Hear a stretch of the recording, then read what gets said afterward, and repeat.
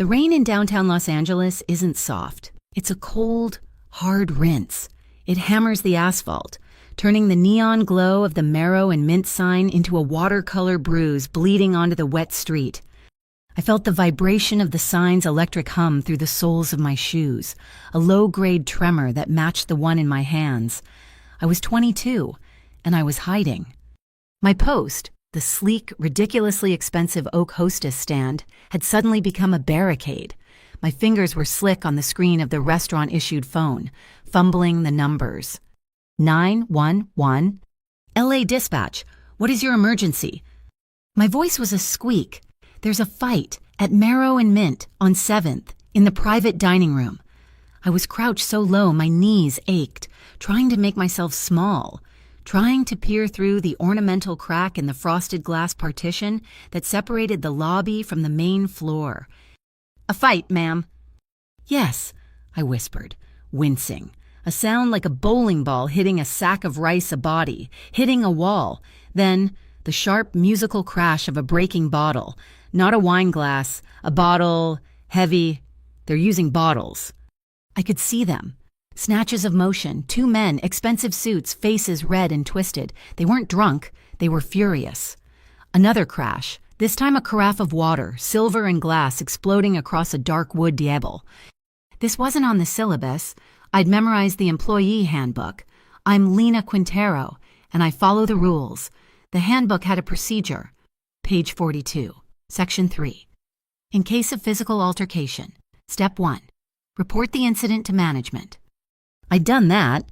My shift manager, Yuri, was currently pale green and sweating near the service bar, wringing his hands. Step 2. Contain the situation. The heavy doors to the private room were closed, but the sound was leaking out, a poison in the air. Step 3. Ensure the safety of other guests. I'd already done that, my voice miraculously steady as I'd approached the 3 other occupied tables. Folks, I'm so sorry. It seems we have a plumbing emergency in the back. If you'd follow me, we'll get your checks comped at the bar. They'd left, grumbling about the inconvenience but oblivious to the violence erupting just 30 feet away. Only one guest hadn't moved. He sat in the darkest corner of the restaurant, a booth that was always requested and rarely granted. He hadn't flinched. He hadn't even looked up from the glass of water he was nursing. Through the entire thing, the shouting, the first impact, the glass, he just sat. I only knew his name was Zoran Jovanovic because his reservation was the only one on the books for that booth. Ever. He was maybe 34, 35. He wore a black suit that probably cost more than my car, and his stillness was louder than the fight. He was watching. Not the fight. He was watching me. His eyes, even from across the room, were cold, analytical, like he was watching a rare fish in an aquarium decide which piece of food to eat. He was assessing a variable. "Ma'am, are you in immediate danger?" the dispatcher asked. Before I could answer, Yuri was at my side, his hand clamping down on my shoulder. His fingers dug in, sharp. "Oh, what are you doing?" he hissed, his eyes wide with a terror that was different from mine. It was a deeper, older fear. "I'm calling the police. Yuri, they're breaking things. They're—" "No." He swiped for the phone, but I pulled it back. "We don't call 911 here, ever. Are you insane, hang up?" "Someone's going to get hurt," I insisted. "You're going to get us all hurt. Hang up." I looked at him, at his desperate, pleading face, and then I looked back at the sliver of violence I could see. I pressed the button on the screen to confirm the GPS location. "Ma'am, I have your location. Officers are being dispatched." "Thank you," I breathed. I hung up. Yuri looked like he was going to be sick. "You've just lit a fire. Lena, a fire you can't put out." As if his words were a cue. The bell over the restaurant's main door chimed, but it wasn't the police. The doors to the private room burst open. A man. Deke Lomas, I knew him. He was a regular. Always too loud, always too handsy, staggered out. His tie was gone. His white shirt was splattered with red wine and something else. He was breathing like a bull. I instinctively recoiled, pushing myself back against the wall. Our security guard stepped forward. Trey was a mountain, a kind man who always brought his kids by on holidays. He was pure procedure. "Sir, I need you to calm down. Let's step outside." Deke didn't say a word. He just swung. It wasn't a movie punch. It was a messy, brutal hook that caught Trey on the side of the head. The sound was sickening. A wet thwack. Trey's knees didn't just buckle. They gave out. He crumpled, hitting the floor like a dropped coat. He was out before he landed. I screamed. I couldn't help it. Deke turned, his wild eyes fixing on the only other movement in the room. Me. He took a step. Enough. The word wasn't a shout. It was a low, resonant command, spoken with absolute finality. It cut through my panic, through the rain, through the buzz of the neon. The restaurant, which had been vibrating with violence, went utterly still. Deke Lomas froze, his head slowly turning toward the corner booth. Zoran Jovanovic rose. He didn't hurry. He moved with a heavy, deliberate grace. Placing his napkin neatly on the table, he was shadow and steel. As he stood, two other men materialized. I don't know where they came from. The kitchen, the shadows by the bar. They hadn't been there a second ago. One, tall and lean, moved like a panther. The other was built like a refrigerator, solid and blank. Orion and Cade. I'd learn later. They didn't rush Deke. They flanked him. Deke, still high on adrenaline, brandished the jagged neck of the bottle he was still holding. I hadn't even seen it. "Get back," he slurred. The two men didn't stop. The refrigerator. Cade simply raised a hand, talking in a low, calm monotone I couldn't hear. As Deke's attention fixed on him, the panther, Orion, moved. It was like magic, a blur of black motion, a twist of the wrist. Deke cried out, a short, sharp sound, and the bottle neck was gone, clattering harmlessly to the floor. Orion had Deke's arm bent behind his back, his face pressed against a decorative pillar. Before Deke even registered, the weapon was gone. It was over in 2 seconds. My breath was trapped in my chest. Zoran didn't even look at his men. He was still looking at me. My training kicked back in. My hands were shaking again, but this time with purpose. Trey was on the floor. He was hurt. I grabbed the phone. My fingers found the 3 numbers. 911. LA Dispatch. I just called about a fight. Yes, ma'am. Officers are almost there. I need an ambulance. A man is down. Security guard, he's unconscious. Blunt trauma to the head. I was relaying information, focused on Trey, but I felt the weight of Zoran's gaze. It intensified. His eyes narrowed, just slightly. It was the first flicker of something. Surprise interest. He was watching me choose the law. Even after he'd shown me he was watching me reject his power. I wasn't scared, I was angry. Trey was hurt because this restaurant had rules I didn't understand. The sirens wailed outside. Finally. 2 officers pushed through the door, rain dripping from their caps. And then the strangest thing happened. They saw the scene. Me, by the desk. Trey, on the floor. Deke, pinned to the wall by Orion, and Zoran, standing in the middle of it all, like a king. The lead officer's eyes met Zoran's. The cop's entire body language shifted. He didn't puff up. He deflated. He nodded, not a greeting, a deference. "Sir," the cop said, his voice carefully neutral, directed at Zoran. "This one," Zoran said, gesturing with his chin at Deke, "was disorderly. This one, he pointed to Trey, needs assistance." "We've received the report," the officer said stiffly.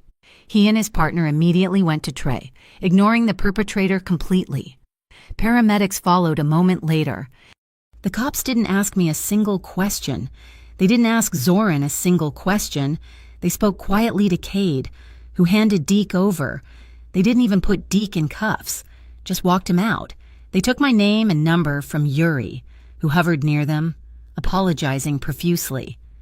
The whole thing was handled in under 5 minutes. Efficient, quiet, and wrong, all wrong. As the paramedics loaded Trey onto a gurney, the restaurant was finally empty, save for me, Yuri, and the men from the corner. Zoran walked toward me. I stood my ground, my chin up, though I felt like my bones had turned to water. He stopped a few feet away. He smelled like expensive wool in winter. "You keep your calm well. Lena Quintero," he said. His voice was just as I'd heard it, low, gravelly, and unhurried. "On this street, that's currency." He reached into his jacket. I flinched. He paused, his hand halfway, then he continued. Slowly. He wasn't reaching for a weapon. He pulled out a small, black card. It was thick, matte, and felt heavy. He didn't hand it to me. He placed it on the hostess stand. "You shouldn't have to work in a place where men like Deke Lomas feel comfortable," he said. And then he and his two shadows were gone.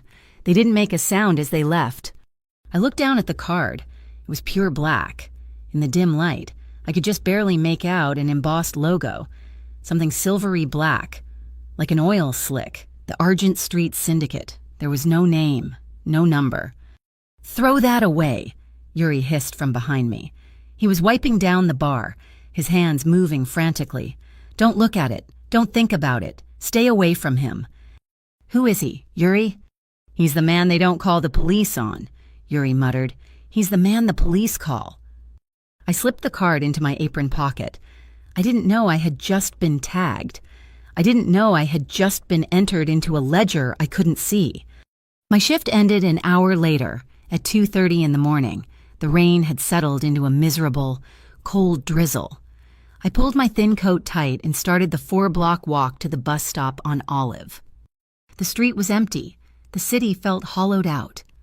Halfway down the first block, I heard it, the low, wet growl of an engine, crawling.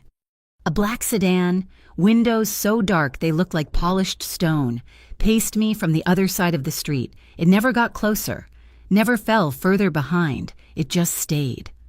I walked faster. The sedan sped up. I slowed down. It slowed down. My heart was a fist, pounding against my ribs. I made it to the bus stop, a small glass shelter that offered no protection. I sat on the cold metal bench. The sedan pulled over to the curb about 50 yards away, its engine idling, its headlights off, just a black shape in the rain. My bus was 12 minutes away. It felt like 12 hours. My phone buzzed in my pocket. A text. I pulled it out. Unknown number. My stomach twisted. I opened it. "Never call 911 when you see Deke. You just signed your own death warrant." The air left my lungs. The rain was suddenly deafening. I looked up, panicked, at the black sedan. It was still there, waiting. Across the street, in the recessed doorway of a closed jewelry store, a man stood in the shadows, invisible to me. He was on his own phone, watching the sedan, watching the bus stop. Zoran Jovanovic lowered his phone. "Follow her," he commanded, his voice flat, "all the way to her door, but don't let her know. Stay in the shadow of the other car." I didn't sleep. Sleep wasn't possible. Not after the bus ride home. Every shadow on the street a threat. Every pair of headlights the black sedan coming back to finish the job. The anonymous text message burned on my phone's screen. A digital death warrant. I'd sat on my studio apartment floor, back against the door, until the gray light of morning leaked through the blinds. At 7:05 a.m., the knock came. It wasn't a fist. It was knuckles. 3 sharp official raps that vibrated through the cheap wood of the door. It was the sound of consequences. I looked through the peephole. 2 people. A man and a woman, both in plain, forgettable gray suits. They looked like auditors, not cops. I opened the door, the chain still on. "Lena Quintero," the woman asked. She was sharp, dark hair pulled back in a severe bun. She held up a badge. "Agent Aria Senate, Bureau of Economic Integrity. This is Agent Hayes." The man, older, with a face like worn leather, just nodded. "Can we come in? Miss Quintero, we're following up on your 911 report from last night." "Bureau of Economic Integrity, not LAPD." My stomach hollowed out. I fumbled with the chain. They didn't look at my tiny apartment, the unmade sofa bed, or the sink full of dishes. They moved with a dry, bureaucratic purpose. Agent Hayes stood by the window, peering through the blinds. Agent Sennett sat at my tiny kitchen table. "You reported an altercation at Marrow and Mint," Sennett began, pulling a small digital recorder from her pocket. "You also requested paramedics for a Mr. Trevin Washington." Is he okay?" "He has a severe concussion and a fractured orbital," Hayes said from the window, his voice flat. "But he'll be fine. You, on the other hand, called the police on Deke Lomas." My blood ran cold. "He assaulted my coworker." "And the responding officers," Sennett continued, "their report is thin, very thin. They list the incident as minor disturbance. Suspect released. That's not what you reported." I don't know what to tell you. It was fast. The officer spoke to another man, a guest, Zoran Jovanovic. Then they just left, with Deke." Hayes turned from the window. "They spoke to Zoran." It wasn't a question. "And they let Deke go." "He's the man who gave the order," I said, my voice barely a whisper. "The guest, Zoran. He told them enough. And they his men. They grabbed Deke." Sennett and Hayes exchanged a look. It was the look of two people confirming something they already knew. "Miss Quintero," Sennett said, leaning forward, her voice dropping, "Marrow and Mint isn't just a restaurant. We believe it's a high-volume laundromat for several organizations, a place where men like Lomas and Jovanovic can move dirty money through clean receipts." The words hung in the stale air of my studio. Money laundering. I shook my head. "No. I'm just the hostess. I check reservations, I seat people, that's it." "You're the hostess who saw everything," Hayes corrected me. "And you're the hostess who called the cops. That makes you a liability to them, and a potential asset to us." Sennett slid her card across the table. "We're opening a formal investigation based on your call. We'd like your full cooperation. In exchange, we can offer protective relocation." Protective relocation, like I was in a movie, like the black sedan and the text message weren't just idle threats. I have to go to work," I stammered, the only piece of normal I had left. "I have to think about this." Sennett nodded, her expression tight with something that might have been pity. "Don't think too long. Lena, the people you bothered last night don't have much patience." An hour later, I was in a rideshare. My hands clenched so tight my nails left half moons in my palms. My mind was reeling. Laundering, protective relocation. The driver had the radio on, some pop song thudding with a synthetic beat. The wipers hissed, clearing the morning drizzle. We were on Olympic, just passing the junction, when my phone buzzed, unknown number. I hit accept just as the world turned white. A massive white utility van, the kind with no side windows, swerved directly into our lane. It wasn't a drift. It was a calculated, aggressive move aimed right at my passenger door. "Duck." The voice on the phone was deep, resonant, and instant. It was Zoran Jovanovic. I didn't think. I dropped, curling into a ball, my head hitting my knees. The sound was a metallic scream. My driver yelled, slamming the brakes so hard I was thrown against the seatbelt. The van scraped the entire length of the car, metal shearing metal. My window, the one my head had been next to a second before, imploded, showering the seat in 1,000 tiny cubes of safety glass. Then it was over. The van sped off, never stopping, vanishing into traffic. My driver was screaming, a string of curses aimed at the fleeing van. My heart was trying to beat its way out of my throat. I was breathing in gasps. I was covered in glass. I slowly sat up, my hand shaking as I brought the phone back to my ear. The line was dead. I was 20 minutes late to Marrow and Mint, still picking tiny shards of glass out of my hair. I walked in the front door, and Yuri met me at the hostess stand. His face was pale, his eyes baggy. "Yuri, I'm so sorry. There was an accident." "You can't be here, Lena," he said, not meeting my eyes. He was holding a small white envelope. "What?" We're downsizing, reducing hours." He pushed the envelope at me. "That's 2 weeks' pay. We have to let you go." "You're firing me," my voice cracked. "Yuri, I was assaulted. Trey was attacked. I called for help." "And you shouldn't have," he finally snapped. his voice a low, terrified hiss. "I told you. You don't call them. You lit a fire. Now get out, Lena, before you burn the rest of us down with you." I stumbled back, the envelope in my hand, fired for calling 911. I turned, humiliated and furious, and pushed through the employees-only door to get my locker. I wouldn't give him the satisfaction of watching me cry. I grabbed my purse and walked out the back exit, into the alley, the smell of garbage and rain. A difficult morning. I spun around. Cade, the refrigerator, was standing there. Then he was blocking the alley exit, his arms crossed over a chest that looked like a Kevlar vest. He wasn't in a suit today, just a black polo shirt that strained against his muscles. "Mr. Jovanovich would like to buy you a coffee," he said. His voice was flat, like gravel pouring onto pavement. "I'm not interested," I said, trying to push past him. He didn't move, and he just looked down at me. It was not a request. "Miss Quintero, he wants to discuss your employment situation and your car accident." My breath hitched. "How did you—" "This way." He gestured down the alley. A black town car, different from the sedan last night, was waiting.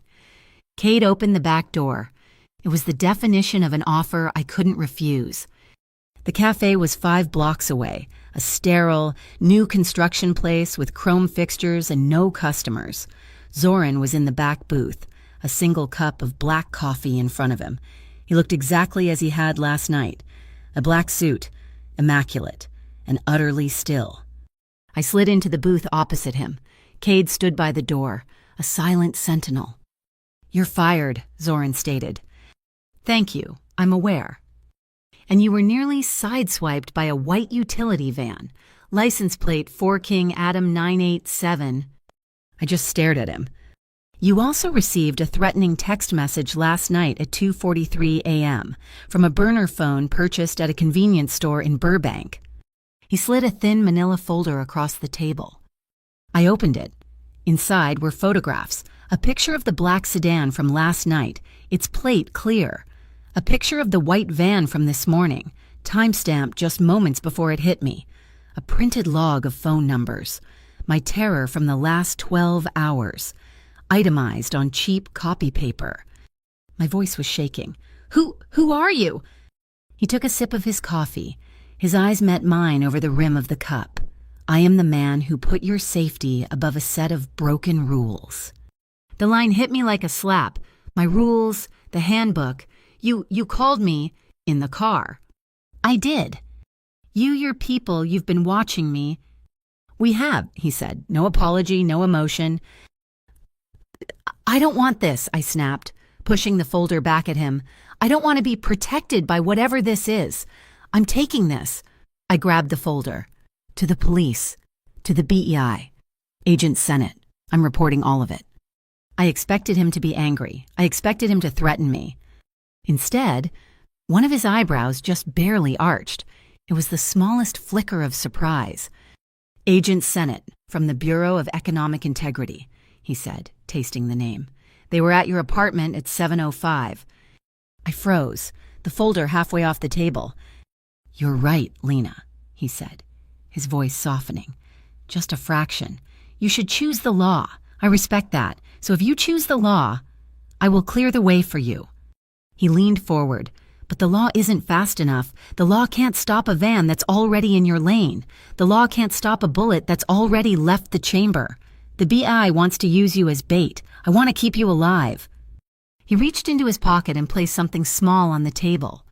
It was a pin, fashioned from dark, polished metal, shaped almost like a stylized wing, a mercury pin. I'd learn. "I won't ask you to lie for me. I won't ask you to be silent. My only condition is this: you don't lie to me, and you wear this." I looked at the pin. "What is it?" "An alarm. You press the center. My people will be at your location in 90 seconds, or less." 90 seconds. The BEI hadn't offered anything like that. They'd offered relocation, a new life, running. Just as I was about to refuse, my phone buzzed on the table. A new text from Deke Lomas. "Lena, I am so sorry about last night. I was drunk and out of line. I can't apologize enough. Can I please meet you? Make it right." My stomach turned over. Before I could even process it, a second text came in. "Agent Sennett, Deke just reached out to you, didn't he? This is our chance. We want you to accept. Meet him. We'll have you wear a wire." I stared at the two messages. A perfect trap. Bait. Zoran was right. Zoran watched my face, his expression unreadable. "It's a setup," he said, "not a guess. They'll have you in the open, and Deke's people, or Madigan's crew, will try to silence you. The BEI will be too far away to stop it." I looked up from the phone, my fear hardening into something else. A cold, sharp resolve. I wasn't going to be a pawn for the BEI, and I wasn't going to be a protected asset for Zoran. I was going to be myself. "I'm going," I said, my voice steady. Zoran frowned. "They will hurt you." "I'm going," I repeated, "but in a public place, my choice. I'll wear their wire, but I'm also wearing your pin." Zoran stared at me for a long, heavy silence. The air in the cafe was thick with the unsaid. He was assessing me again, like he had at the restaurant, but this time, it was different. He finally gave a short, sharp nod. Then I picked the place. He stood up, leaving a $20 bill on the table for a $3 coffee. He paused for a moment, looking down at me. The cold, analytical light in his eyes had been replaced by something else, a brief, tiny flicker. It was respect. He saw the grit, not the girl. And in his world, I was starting to realize that was the only thing that mattered. Zoran's choice of location was the Art Bridge Flea Market, a sprawling mass of tents and tables crammed onto a wide concrete plaza bordering the LA River. It was the opposite of the sterile, quiet cafe. It was chaos. Agent Sennett was not happy. "This is a tactical nightmare," she hissed, fitting the wire to the inside of my blouse. We were in the back of an unmarked BEI van, parked 2 blocks away. The van smelled like stale coffee and surveillance equipment. There were 100 exits, 1,000 places for a handoff. He picked this place to make our lives difficult. Or to make it public, I countered, trying to keep my voice from shaking. The wire felt cold against my skin. Agent Hayes handed me a tiny earpiece. "You'll have a 3-man team in the crowd. We'll be on you. But you have to give us a signal if he moves you. The safe word is cancel." I looked at the earpiece, then at the mercury pin Zoran had given me, which I'd clipped to the inside of my waistband. One alarm for the law, one for the man outside it. I felt like a walking contradiction. "Just get what he says." "Lena," Sennett said, her voice softening, but it felt practiced. "Get the apology. Get any reference to last night. That's all we need." I nodded, my throat dry. I stepped out of the van. The sun was hot, the air thick with the smell of frying tortillas from a row of taco trucks and the dusty, herbal scent of sage from a vendor selling crystals. A live band was playing salsa music, loud and energetic, creating a wall of sound. This wasn't a nightmare. It was a fortress of noise and witnesses. Zoran was smart. I walked into the flow of people. My BI-issued canvas tote bag bumping against my hip, I spotted my protection instantly. A man in a Dodgers cap pretending to look at handmade jewelry. A woman with a stroller who looked too fit to be a casual shopper. They were obvious. They were clumsy. I tried to breathe. I was bait. I saw Deke waiting near the concrete barrier overlooking the river. Just like he'd said, he was holding a bouquet of flowers, not expensive roses. They were cheap carnations, the kind you get from a supermarket bucket, already wilting in the heat. He saw me and plastered on a smile. It was the smile of a salesman, all teeth and no warmth. "Lena, thank you for coming. God, I'm so embarrassed." I stopped a good 5 feet from him, crossing my arms. "Deke?" The microphone in the wire was live. I could feel the faint hum of the battery pack taped to my back. "Please," he said, pushing the sad flowers toward me. "These are for you. As an apology. I wasn't myself the other night. I was under a lot of pressure. Mixed some medication with alcohol. It was a mistake. It won't happen again." The words were smooth, rehearsed. This was a performance. You put my friend in the hospital. Deke, I said, my voice harder than I expected. And I'll pay for it, he said quickly. All of it. Trevin's medical bills, his lost wages. I'll write you a check right now. Just I need this to go away. I can't have a 911 call on my record. He took a step closer. Please, Lena, just tell the cops you made a mistake, that it was just a misunderstanding. I felt my hand drift toward my waistband, near the pin. I didn't see any of his men, but this felt wrong. Don't touch her. The voice was low, and it wasn't Deke's. It was in my head. No, not in my head. The earpiece, the BI earpiece, but that wasn't Hayes's voice. It was deep, calm. My blood froze. I looked up, past Deke's shoulder, scanning the area, across the plaza. A 6-story concrete parking garage overlooked the entire market. On the 3rd level, I saw a glint of light, a reflection, sunlight hitting glass. Binoculars. What? Deke asked, confused by my sudden distraction. The voice came again, cutting through the salsa music. He's not alone. Sniper, rooftop, across the river. They're not here to talk. Lena. They're here to clean up. It was Zoran. He was on their frequency. He'd hacked the BEI. What the hell is going on? Agent Sinead's voice crackled in my ear. Panicked. Who is on this channel? Deke, I said, my heart hammering. I can't. It started. A high-pitched whine, like a giant mosquito, cut through the music. People looked up. Drone, someone yelled. A small, black quadcopter, no bigger than a dinner plate, dive-bombed the space between me and Deke. It hovered for a split second, and then a cloud of orange mist exploded from its underside. Pepper spray. It hit my lungs first, a chemical fire. I doubled over, coughing, my eyes instantly sealing shut with a blinding, searing pain. The crowd screamed. People were pushing, shoving, running. The band stopped. Thwack! A sound like a fastball hitting a metal sign. Thwack! Thwack! Sniper rubber bullets. Zoran's voice in my ear was pure command. No panic. Orion, now go! I was blind. I was choking. I was being trampled. A sharp, stinging pain slashed across my cheek, a ricochet or a direct graze. I was hit. My hand tore at my waistband, my fingers fumbling for the pin. I found the smooth metal and jammed my thumb into the center. I screamed as someone grabbed me. It wasn't a shove. It was a steel wall, a body, impossibly solid, slammed into mine, shielding me from the crowd. A hand clamped over my mouth and nose, not to hurt me, but to cover me. Got you. Breathing shallow, I'm moving you. It was Orion, the panther. I didn't even know where he came from. It felt like he'd dropped from the sky. A second later, I was off my feet, my face pressed into a shoulder that smelled like clean cotton and ozone. He was carrying me, moving with a speed and purpose that defied the stampede of people. I heard a thwack hit his back. The sound was dull, heavy, and he didn't even grunt. He just kept moving. He plunged us into a small, dark space, a vendor's kiosk. He slammed the wooden door shut, plunging us into near darkness, the screams and chaos outside suddenly muffled.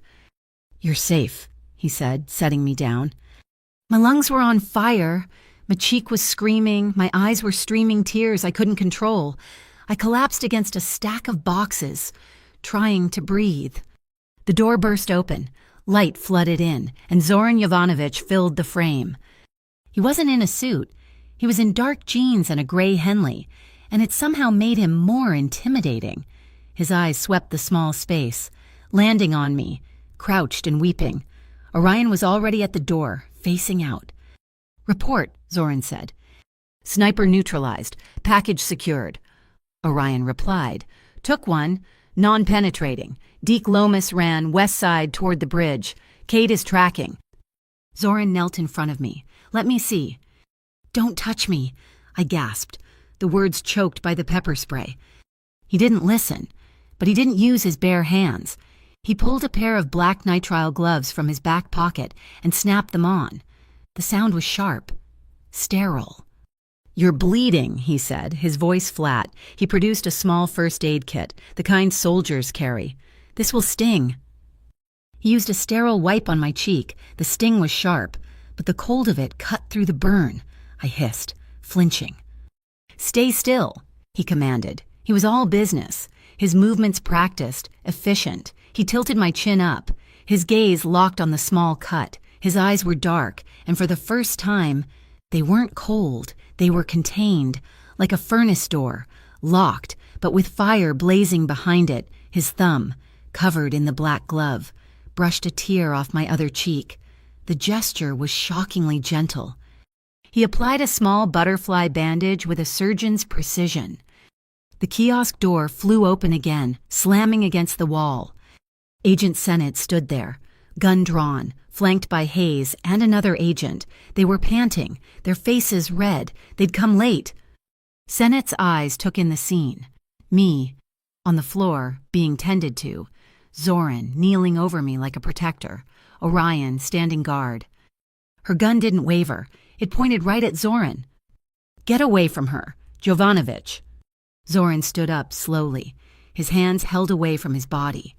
"A little late, Agent Way," he said, his voice dripping with contempt. "You set this up," Hayes accused, his own gun out. "This whole thing, the drone, the sniper a goddamn hero rescue, all of it, just to get your hooks into her." I found my voice. It was raw, hoarse. "No, you were late. You left me out there." His voice, he warned me. I looked at Sennett. "He was on your comms. He told me about the sniper before he ever fired." Sennett's face went pale. "I'm not at war with the law, Agent," Zoran said, stripping off his gloves. "I just use it to peel back worse evils." He reached into his pocket. Both agents tensed. "Gun!" Hayes yelled. Zoran froze. "I'm reaching for a USB drive. My hand is coming out slowly." He pulled out a simple silver thumb drive. He tossed it lightly onto a stack of T-shirts. "What's that?" Sennett asked, her gun still steady. "Deke Lomas's virtual transaction ledgers. Every dollar he's washed for the Madigan crew for the last 6 months. It's all there. The real files, not the dummy copies he keeps for you. Now, if you'll excuse me, Miss..." Quintero is in shock. He turned to me, offering a hand. I looked at his hand, then I looked at the BEI agents, who were staring at the USB drive like it was the Holy Grail. I saw it. Right then, the two worlds, the BEI, with their wires and their safe words, always half a step behind, willing to let me get hurt to catch a fish, and Zoran, with his shadow army and his impossible resources, who hacked their network and put his own man in the line of fire to pull me out. I took Zoran's hand. He pulled me to my feet. My apartment felt different that night. It wasn't a sanctuary anymore. It was a cheap box with bad locks. The BEI had driven me home, taken my statement and left, buzzing about the USB drive. They hadn't left a guard. I was sitting on my sofa bed, the new bandage on my cheek feeling tight. I'd just turned off the lamp. The streetlights outside cast weak, orange shadows on the wall. The light in the kitchen clicked off. I hadn't touched it. I sat bolt upright. The refrigerator's hum died. The whole apartment went dark, a circuit breaker. I heard it, the scrape of a boot on the fire escape, the squeak of my old window frame, the one with the broken lock I'd always meant to fix. It slid open. A figure, a bulky shadow against the slightly less dark rectangle of the window, climbed through. He moved silently. A black mass in my living room. I couldn't breathe. I couldn't scream. My hand flew to my waistband. The pin wasn't there. It was on the nightstand, beside the bed. The shadow took a step toward my bed. He never made a second. A blur of motion erupted from the darkness by my closet. It was Orion. He'd been in my apartment the entire time, waiting in the dark. There was no sound of a fight, just a choked, wet gasp. Orion had the intruder from behind, one arm locked around his throat, cutting off his air, lifting him off the floor. The man's legs kicked uselessly. The light in the hallway outside my door clicked on. Zoran Jovanovic was standing in the threshold. He wasn't wearing his suit. He was wearing the same dark, functional clothes from the market. He looked at the struggling man, then at me, huddled on the bed. "You're packing," he said, his voice low and absolute. "You're not safe here anymore." The intruder went limp in Orion's grasp. I can't," I stammered. "I can't just run. I have a life." Zoran looked at me, his expression unreadable in the dim hallway light. He saw the panic, but he also saw the defiance. He was giving me an order, but I was rejecting it. He took a small step back, a gesture of concession. It was the most powerful move he could have made. "You're right, you don't run," he said. "So you choose the place, any place you want to go, and I will make it safe. If I choose the place, I choose somewhere you don't belong." My voice was thin, but it didn't tremble. We were standing in my ruined apartment, the neutralized intruder a dark lump by the door, already being silently packaged by Orion. Zoran looked at me, waiting. "No more dark corners of LA, I said. No more high-end restaurants or downtown shadows, somewhere open, somewhere empty. I thought of the emptiest place I knew, Palm Desert. There's a motel off the 10 freeway, by a gas station. The sand and sky, it's nowhere. Zoran nodded once, as if I'd chosen a fortress. "Cade, book it." "Book what?" I asked. "A room?" "All of them," Zoran said, as if it were obvious. "The entire row." The 2-hour drive was silent. We were in a black SUV that was indistinguishable from 1,000 other black SUVs in California. It was just me, Zoran driving and Cade in the passenger seat. Orion, I assumed, was somewhere behind us or somewhere ahead. I felt like a package being transported. The heat hit us the moment we exited the vehicle. It was 4 in the afternoon in Palm Desert, and the air was a physical weight, over 110 degrees. The sky was a vast, bleached-out blue. The sand and sky was exactly as I remembered. A single-story, L-shaped building painted a peeling shade of tan. A dead pool was fenced off in the center. The only other business was the gas station, its sign buzzing in the oppressive heat. It was, indeed, nowhere. Cade handed me a key card. Room 7, Zoran took room 6, and Cade took room 8. The rest of the motel, 12 other rooms, remained empty. "My team is installing proximity sensors and cameras on the perimeter," Zoran said. Standing in the doorway of my room, the room smelled like industrial cleaner and dust. The air conditioner was rattling like it was about to die. "No one will approach this building without us knowing." He looked at me, really looked at me, for the first time since the alley. The bandage on my cheek felt stark. "Get some rest, Lena." He closed the door, and the lock clicked. I was alone, but I wasn't. I was in the most secure, most isolated prison in the desert. We spent 2 days in that furnace, 2 days where the only sounds were the rattle of the AC and the distant roar of trucks on the freeway. Orion and Cade were ghosts. I only saw them when they delivered sealed bags of food from a drive-thru 20 miles away. Zoran and I were the only 2 real people. We sat outside in the evenings, on the metal chairs by our doors, watching the sunset, painting the mountains purple and orange. The heat was still a tangible thing, even in the twilight. The silence was louder than the fight at the restaurant. On the second night, I broke it. "Why are you doing this?" He was watching the gas station, his eyes never still. "You asked me who I was. I told you. I keep people safe who the rules fail." "That's not an answer. That's a mission statement. I mean, why do you do this?" He was silent for a long time. The buzzing of the neon motel sign was the only sound. "You follow the rules, Lena," he finally said, his voice low. "You believe in them, the handbook, the 911 call, the BEI. You think the rules are a shield. They're supposed to be. I was raised in a place that taught me rules are a weapon, or a cage, depending on who's holding them." He looked at me, his gaze uncharacteristically distant. "I grew up at St. Axiom's Home for Boys. I'd never heard of it." "It was a private institution, an orphanage," he clarified. "But it was funded by interested parties. We weren't taught algebra. We were taught the rules of survival. Rule 1, Never be the first to bleed. Rule 2. Always know your exits. Rule 3. Information is worth more than any currency. Rule 4. Loyalty is a transaction until it's not. I stared at him. He wasn't a man from a family. He was a product. Forged. That's awful. It was practical, he said, rejecting the pity. It's why I knew the BEI was baiting you. It's why I know Deke is just a dog on a leash. What about you? Why do you trust the rules so much? I looked down at my hands, because the alternative is chaos. My mom, she was an alcoholic, a bad one. Our whole life was chaos. Eviction notices, strange men in the apartment, pawned belongings.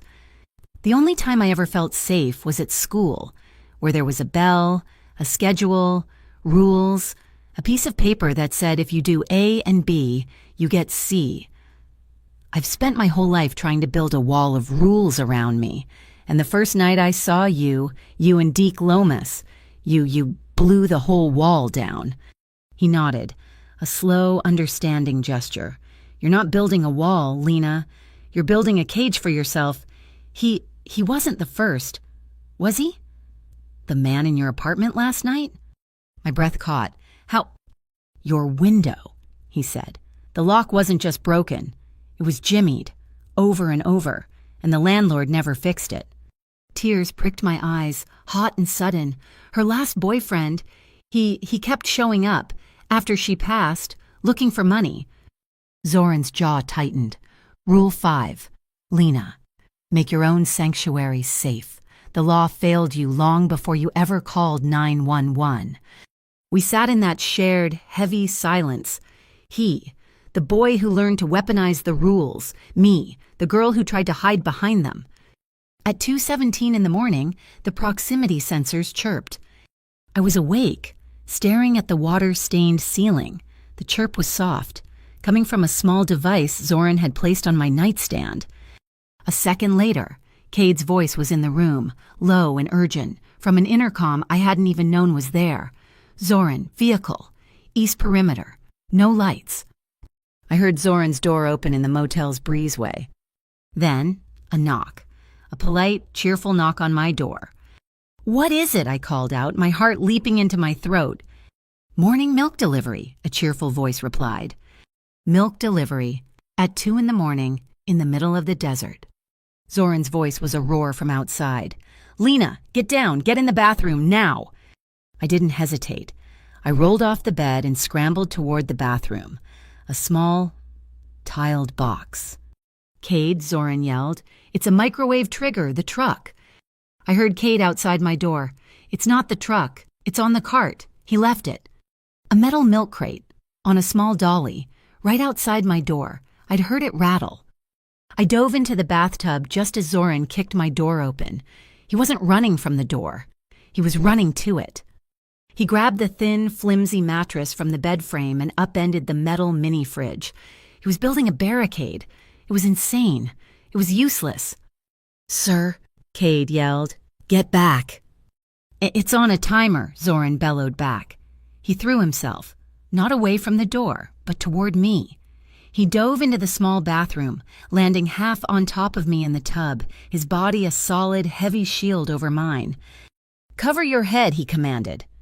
He wrapped his arms around me, pulling my face into his chest. I was surrounded by the scent of him. Clean soap and something metallic. I felt his heart. It wasn't racing. It was a heavy, steady thump, thump, thump. The world ended. It wasn't a loud bang. It was a deafening crack pop. A flash of brilliant white light, so bright it burned through my closed eyelids. The air pressure changed instantly, sucking the breath from my lungs and then slamming it back. The window in the bathroom didn't just break, it atomized. The mirror over the sink exploded. The main room sounded like a giant had taken a baseball bat to everything. Glass, drywall, and plastic shrapnel filled the air. I screamed into Zoran's shirt. I was shaking. A full-body, uncontrollable tremor. He held me tighter. His arm locked over my head, his body absorbing the shrapnel that flew into the bathroom. I felt him jolt. Once. Twice. but he didn't make a sound. Then silence. The ringing in my ears was the loudest thing in the world. "Lena?" His voice was a low rumble, right against my ear. "Are you hurt? Can you move?" I couldn't speak. I just nodded, my face still buried in his chest. I was vibrating, my teeth chattering. "You're okay," he murmured. "I have you. You're okay." His heartbeat, thump, thump, thump. It was the only solid thing in the universe, a metronome, an anchor. I clung to him, my fingers digging into the fabric of his shirt, and just shook. We moved before dawn. The sand and sky was a wreck. The device, Cade explained, was a small, directed microwave pulse bomb, designed to flash boil liquid or a person. It had shredded the room, turning every piece of glass into a projectile. The new location was a place I never would have found. It was a custom-built house in the hills, disguised as a commercial cactus greenhouse, all glass and steel, but the glass was ballistic, and the floor plan was a maze. "A friend's," Zoran said. "Someone who values the fifth rule." It was cool inside, the air humid from the exotic plants. It had hidden doors and a subterranean exit. It was a fortress. We were closer now. The explosion had burned away the pretense. He spent the next day teaching me, not just his rules, but his trade. "They're watching for a tail," he said, pacing the glass-walled living room. "So you don't use one. You use a leapfrog. Car A follows for 2 blocks, ducks, car B picks you up. You're not looking for the same car. You're looking for the same model." He taught me how to use the reflection in a shop window, how to use the camera on my phone in selfie mode to watch my back. "See that car, he's pacing you. Speed up, walk faster. If he speeds up, he's a tail. Now stop. Pretend to tie your shoe. If he doesn't pass you, if he suddenly finds a reason to stop, you're burned." In return, I taught him. Agent Sennett had been texting. The BEI was nervous. The USB drive Zoran had given them was gold, but it was encrypted in a way they were struggling to crack. They needed my testimony for a secret grand jury hearing to get the warrant. They were sending me the case files. "This report is useless," I told Zoran, scrolling through the BI's prep notes on a secure laptop. "It's all adjectives. The suspect was hostile. The transaction was suspicious. A grand jury will tear this apart." He looked confused. "It's factual." "It's not. It's an opinion." I pulled up a blank document. "You don't write." He was angry. "You write."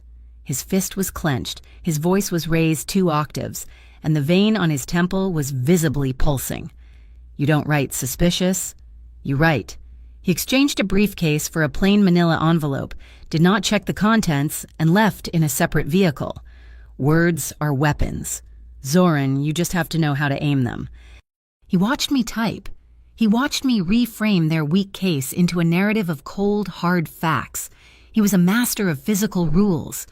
But this was my territory. "A secret hearing," Zoran said, reading the final text from Sennett. "They want you downtown, Friday." "I have to go." "I know." He paused. "I'll take you, but I'll be invisible." We spent that afternoon practicing my testimony. I was grilling him, making him play the part of the defense attorney. "Mr. Jovanovic, how can you be sure my client was the one who—" "I object," Zoran read stiffly from my notes, "to the term per perpetuate."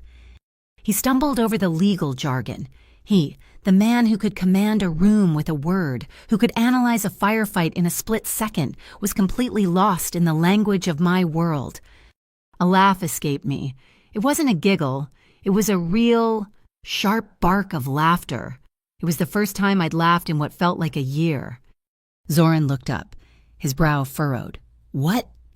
"Nothing," I said, trying to smother the smile. "It's just perpetuate. You sounded like you were ordering a hit on the word itself." His expression softened, the corners of his mouth, which I'd only ever seen in a flat line, twitched. It wasn't a smile, not really, but it was close. The air in the room, which had been sterile and focused, suddenly shifted. It became warm. Later, we were cleaning up, putting the files away. We both reached for the same bottle of water on the table. Our hands brushed. It wasn't a graze, it was a connection. His fingers, calloused and warm, against the back of my hand. It was like a live wire, a static shock that jumped from my hand, up my arm and straight into my chest, making my heart skip a beat. We both froze. We looked at our hands, then at each other. The space between us was suddenly electric, filled with everything we hadn't said. The rescue at the market, the terror in the bathtub, the shared confessions in the desert heat. I pulled my hand back, and he pulled his back, as if we'd both been burned. Neither of us said a word. We didn't have to. We both understood. Something new, something terrifying and unspoken, had just been confirmed in the glass house full of cacti. The New Harbor Federal Annex wasn't a courthouse.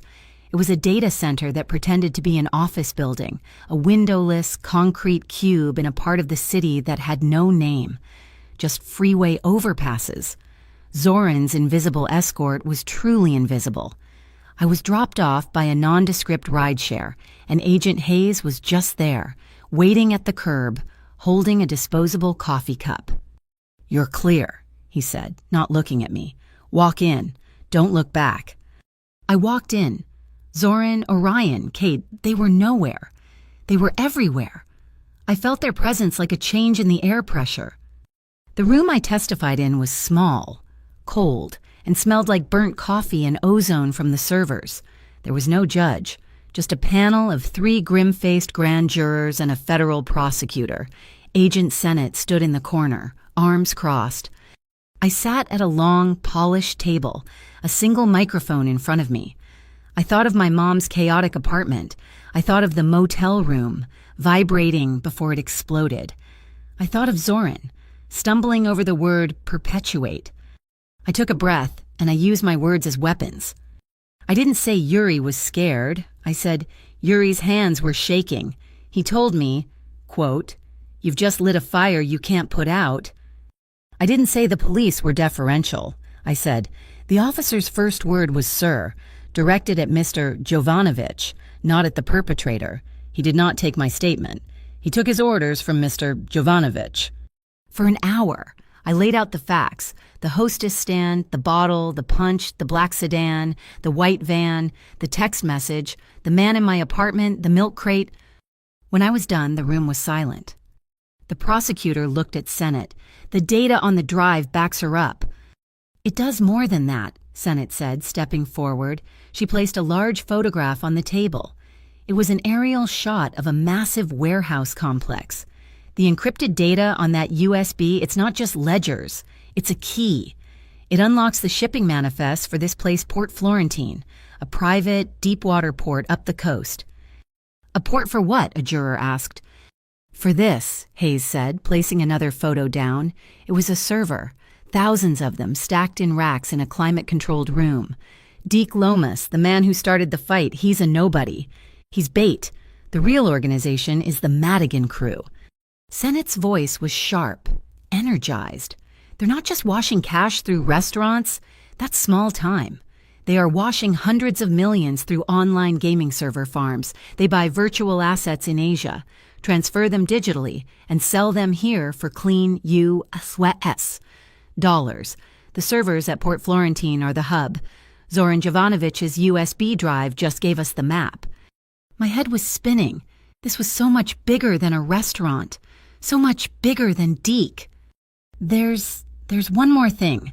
Lena, Sennett said. Her voice was suddenly gentle, which was more alarming than her usual sharpness. The restaurant.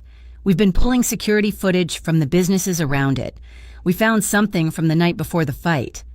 She turned a laptop around to face me. This is from a jewelry store camera, across the street, time-stamped at 10:14 p.m. The video was grainy, black and white. It showed the alley behind Marrow and Mint, a figure I recognized instantly. Deke Lomas was standing there, smoking. Then, the back door of the restaurant opened. Yuri, my manager, stepped out. He wasn't panicked. He wasn't scared. He looked casual. He clapped Deke on the shoulder. He handed him a thick white envelope.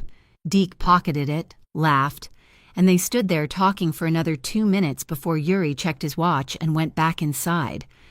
The air left my lungs. It felt worse than the pepper spray, worse than the explosion.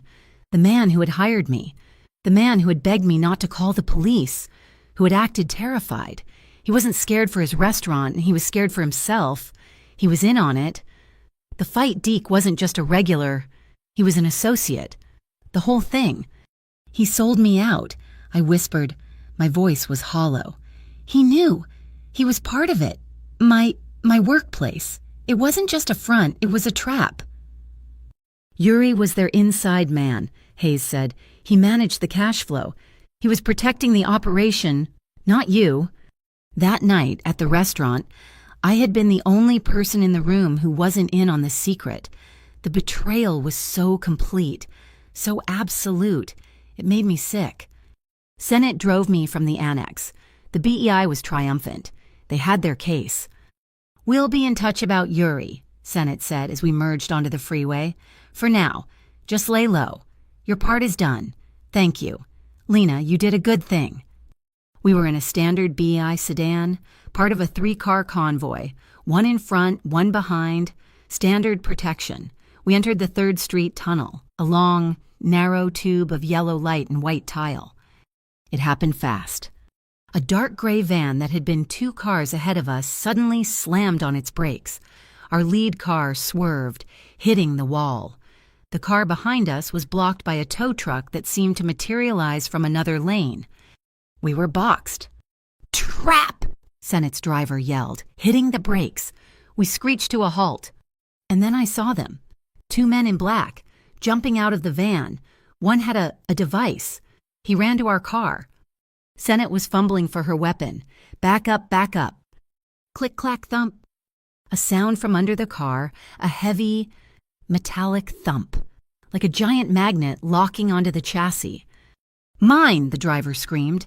"He's attached a—" The side door of our car was ripped open, not by the men outside, by Orion. He was just there. He must have been in the lead car. His face was a mask of pure, cold focus. "Out now, Zoran, cover." He didn't pull me. He threw me, shoving me out the door and onto the concrete. I rolled, scraping my hands and knees. Zoran was at the mouth of the tunnel, his car blocking the entrance, firing not a pistol, but something that sounded like a cannon, suppressing the men from the tow truck. Orion wasn't looking at them. He was in our driver's seat, shoving the BEI agent into the passenger's chair. Sennett was frozen, her gun half raised. "It's on a delay," Orion yelled.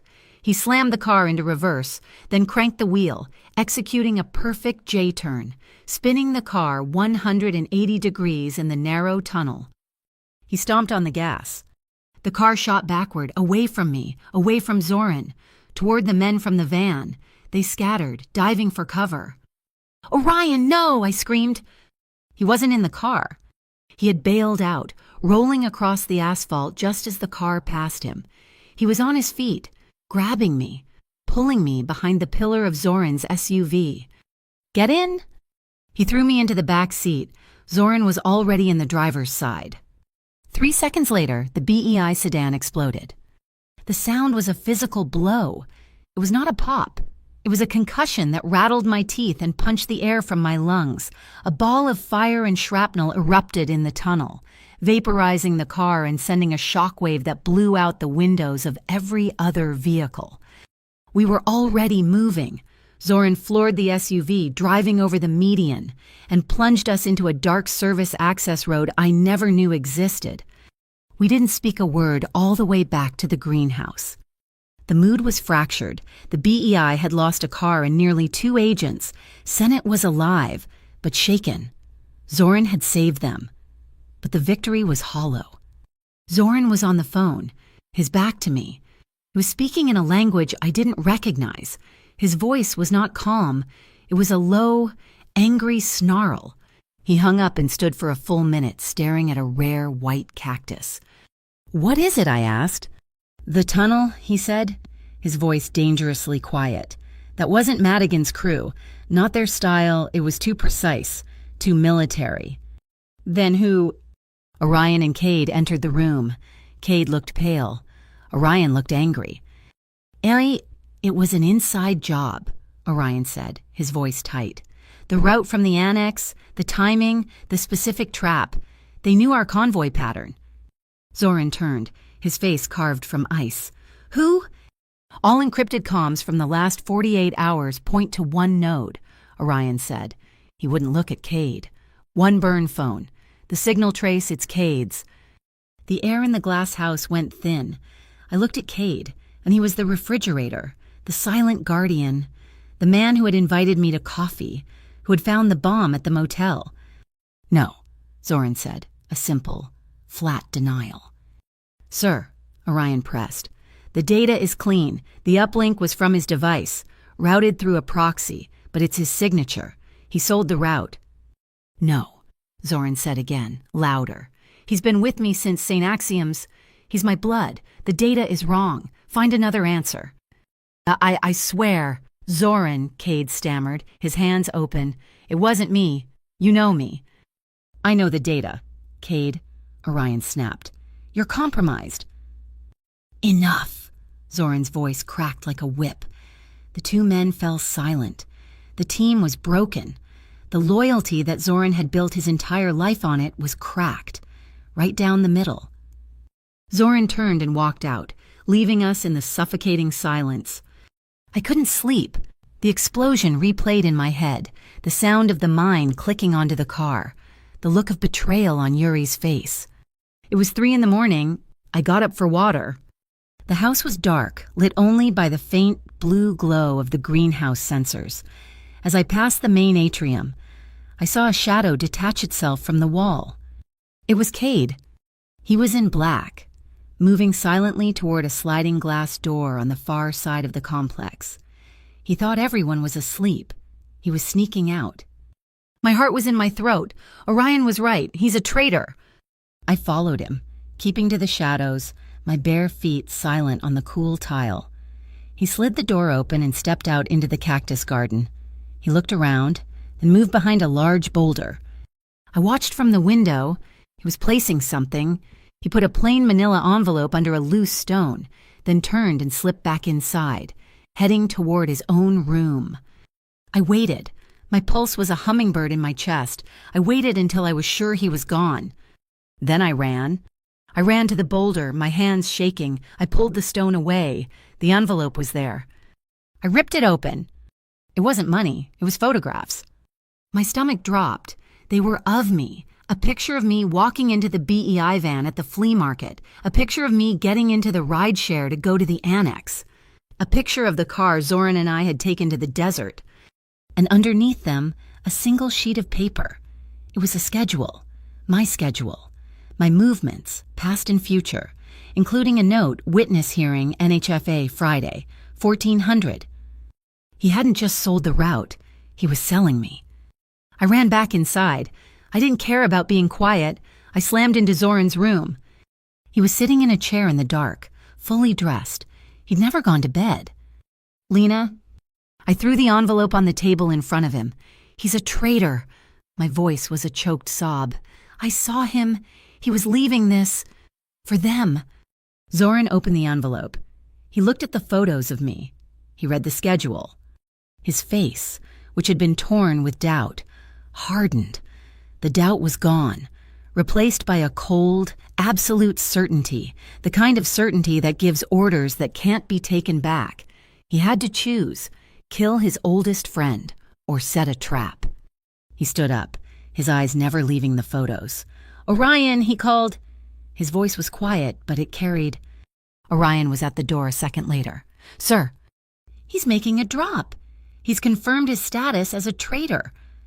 Zoran's voice was devoid of all emotion. We're not going to stop him. We're going to use him.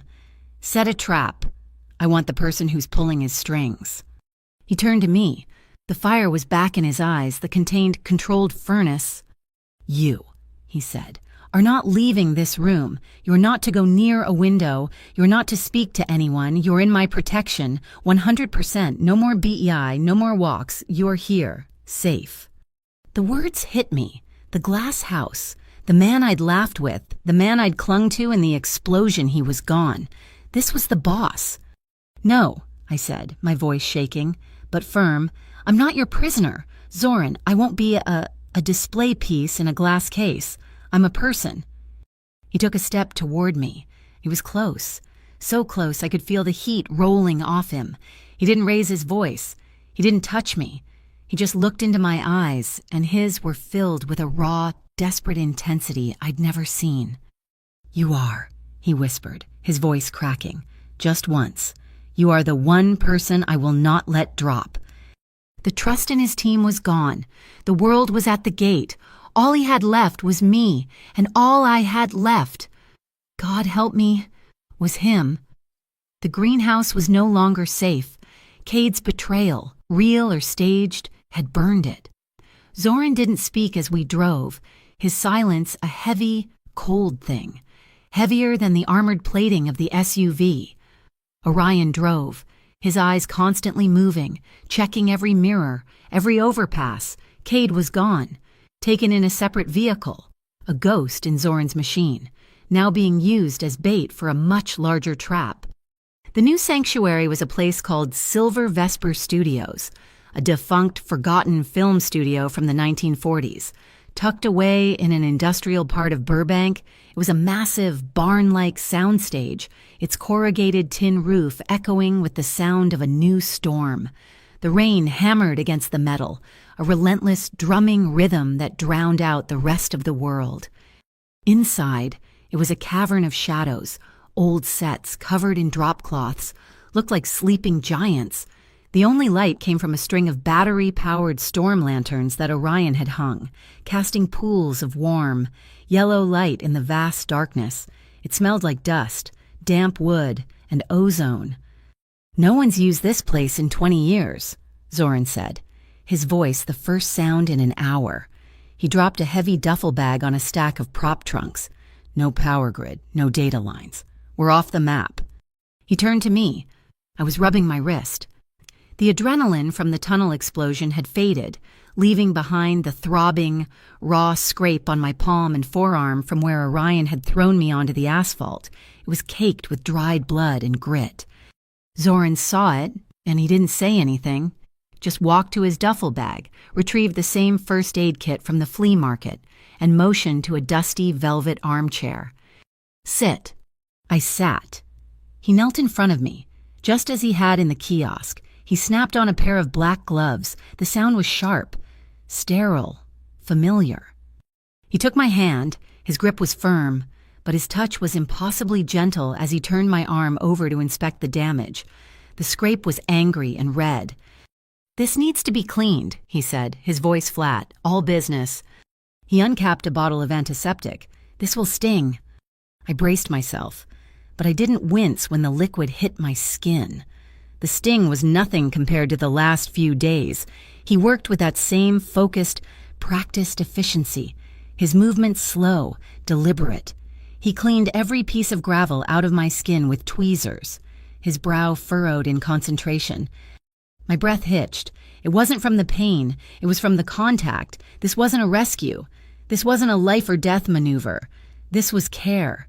His thumb, covered in the glove, was warm as it braced my hand. I could feel the heat of him, kneeling so close. The sound of the rain on the roof was a deafening drum, but the silence between us was louder. He began to wrap my wrist in a clean white bandage. His hands, which I knew could be weapons, moved with a tenderness that made my throat tighten. "You're shaking," he observed, not looking up. "It's just cold." He finished wrapping the bandage, securing it with a small piece of tape. He didn't let go of my hand. He just held it for a second, his gloved thumb resting on my pulse. I watched his face, the hard lines of his jaw, the way the lantern light caught the intensity in his eyes.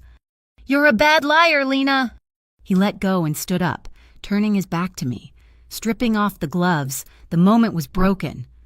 While Orion set up a secure satellite link in the corner, monitoring the trap he and Zoran had set for Cade's handler, Zoran paced. He couldn't be still. The betrayal of his closest man, or the ruse of it, was eating at him. He was a creature of control, and his world was spinning. "We need to practice," he said suddenly. "Practice what my testimony has done." "No, movement. If we have to move through a crowd, we can't be two people. We have to be one entity, like the flea market, but smoother. He walked over to an old prop table where a battery-powered radio sat. He twisted the dial, static hissed, and then a faint, tinny sound emerged. An old AM station playing music from a generation ago, some crooner singing about the moon. "What are we doing?" "A safety drill," he said. "Stand up." I stood wary. "Give me your left hand." I did. He placed it on his right shoulder. "My hand goes here," he said, placing his right hand lightly on my lower back, just above my hip. "Not a dance. Lena, a transfer of balance. Now, step when I step. Mirror me." He stepped forward. I stepped back. He stepped left. I stepped right. We moved in a small, awkward circle. "You're fighting me," he said. "Don't anticipate. Just feel my lead. Match the rhythm." The song was slow, the rain was fast. We moved across the dusty floor, a strange, silent drill, shoulder to shoulder, our bodies close, moving as one. I stopped thinking and just moved. I learned to feel the subtle shift in his shoulders, the pressure of his hand, and I mirrored it. He changed the rhythm, moving against the beat of the song. I followed. He sped up, then slowed. I followed. We were breathing in sync. He stopped, but he didn't let go. We were standing in the center of the dark soundstage, the music barely audible over the storm. My hand was still on his shoulder. His hand was still on my back, a point of impossible warmth. Our foreheads were almost touching. I could feel his heart, a steady, strong beat that matched my own. Thump, thump, thump, the same anchor I'd felt in the bathtub. His lips were inches from mine. He wasn't looking at them. He was looking into my eyes. "I used to think strength was needing no one, Miwan," he whispered, his voice rough. "I built my entire life on that one rule, St. Axiom's, the syndicate, total self-reliance." His eyes searched mine. "And then I saw you, crouched behind that desk, terrified. And you still called 911? You chose the rules, even when you knew they were broken." My own hand, the one he had just bandaged, came up. I didn't know I was doing it until my fingertips rested on his chest. Right over his heart, I could feel the solid muscle beneath his shirt. "I was scared," I whispered back. "I was terrified. Zoran, but I was more scared of what would happen if I did nothing. I was more scared of becoming the kind of person who just lets it happen." He looked at my hand on his chest, then back at my eyes. The question was there. It wasn't a movement. It wasn't a word. It was in the way his gaze softened, the way his breath caught. He was asking for permission. I gave it. I don't know if I leaned in or if I just stopped holding myself back. I think I just nodded. Once. Barely a movement. He closed the distance. The kiss was soft. Softer than I could have imagined. It was tentative. A question. It was just his lips. Warm and dry. Brushing against mine. There was no pressure, no demand. My hand moved from his chest to his shoulder, my fingers gripping the fabric. His hand on my back held me steady. A safe harbor. He pulled back, just a fraction of an inch, just enough to look at me again. "Are you sure?" And this time, I leaned in, and the kiss deepened. It was still respectful, still slow, but it was real. It was the desert heat and the cold rain and the shared terror and the strange, grudging respect. It was the anchor and the fire and the man who had stumbled over, perpetuate, and the man who had shielded me with his own body. It was a release of all the tension, a long, slow exhale. His lips were firm and his hand moved from my back to my shoulder, holding me securely. The world outside, the rain, the danger, the betrayal, it all dissolved into a warm, emotional haze. There was only the sound of our breathing, quiet and shared, and the feeling of his heart, beating in time with mine. The morning was cold, the rain had stopped, and the air in the soundstage was damp and still. When I woke up, on a cot Orion had set up, Zoran was already across the room, hunched over the satellite link. He was back to business. I sat up, and he looked over. The easy, professional distance we'd had before was gone, but it wasn't replaced by easy intimacy. It was replaced by something charged, an awareness. When his eyes met mine, they held for a second too long. He cleared his throat. Orion's team picked up the handler who retrieved Cade's package, he said. All business. The data trail is active. I walked over, wrapping a blanket around my shoulders, and the money the Madigan crew's laundered money, it all flows to one place before it goes offshore, a central vault, and it's not at Port Florentine. He pointed to the laptop screen, a blueprint, the Nova Meridian Casino in Reno. A casino vault. The most secure one in the state, he said. But the data from the USB, combined with what Cade's handler just gave us, it's not just a map, it's a key. A digital vulnerability, but it's time-sensitive. The vault resets its encryption keys every 72 hours. We have one window. When? Tomorrow night, they're hosting a high roller charity gala. The one night of the year they open the vault for client displays. So we go in. Not we, Zoran said. And not me. I'm a known quantity. My face, it's not welcome in places like that, and Orion is needed to run the tech side of the breach, and Cade is bait. He turned to me. The boss was back, but his eyes were different. You're going in. Me, Zoran, I'm a hostess, not a spy. You're Ashlyn Hart, he said, his voice flat.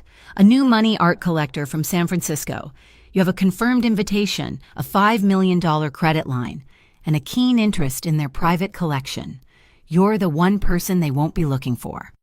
For the next 4 hours, he taught me. He taught me my new life, my favorite artists, the galleries I supposedly owned. And he taught me the signals.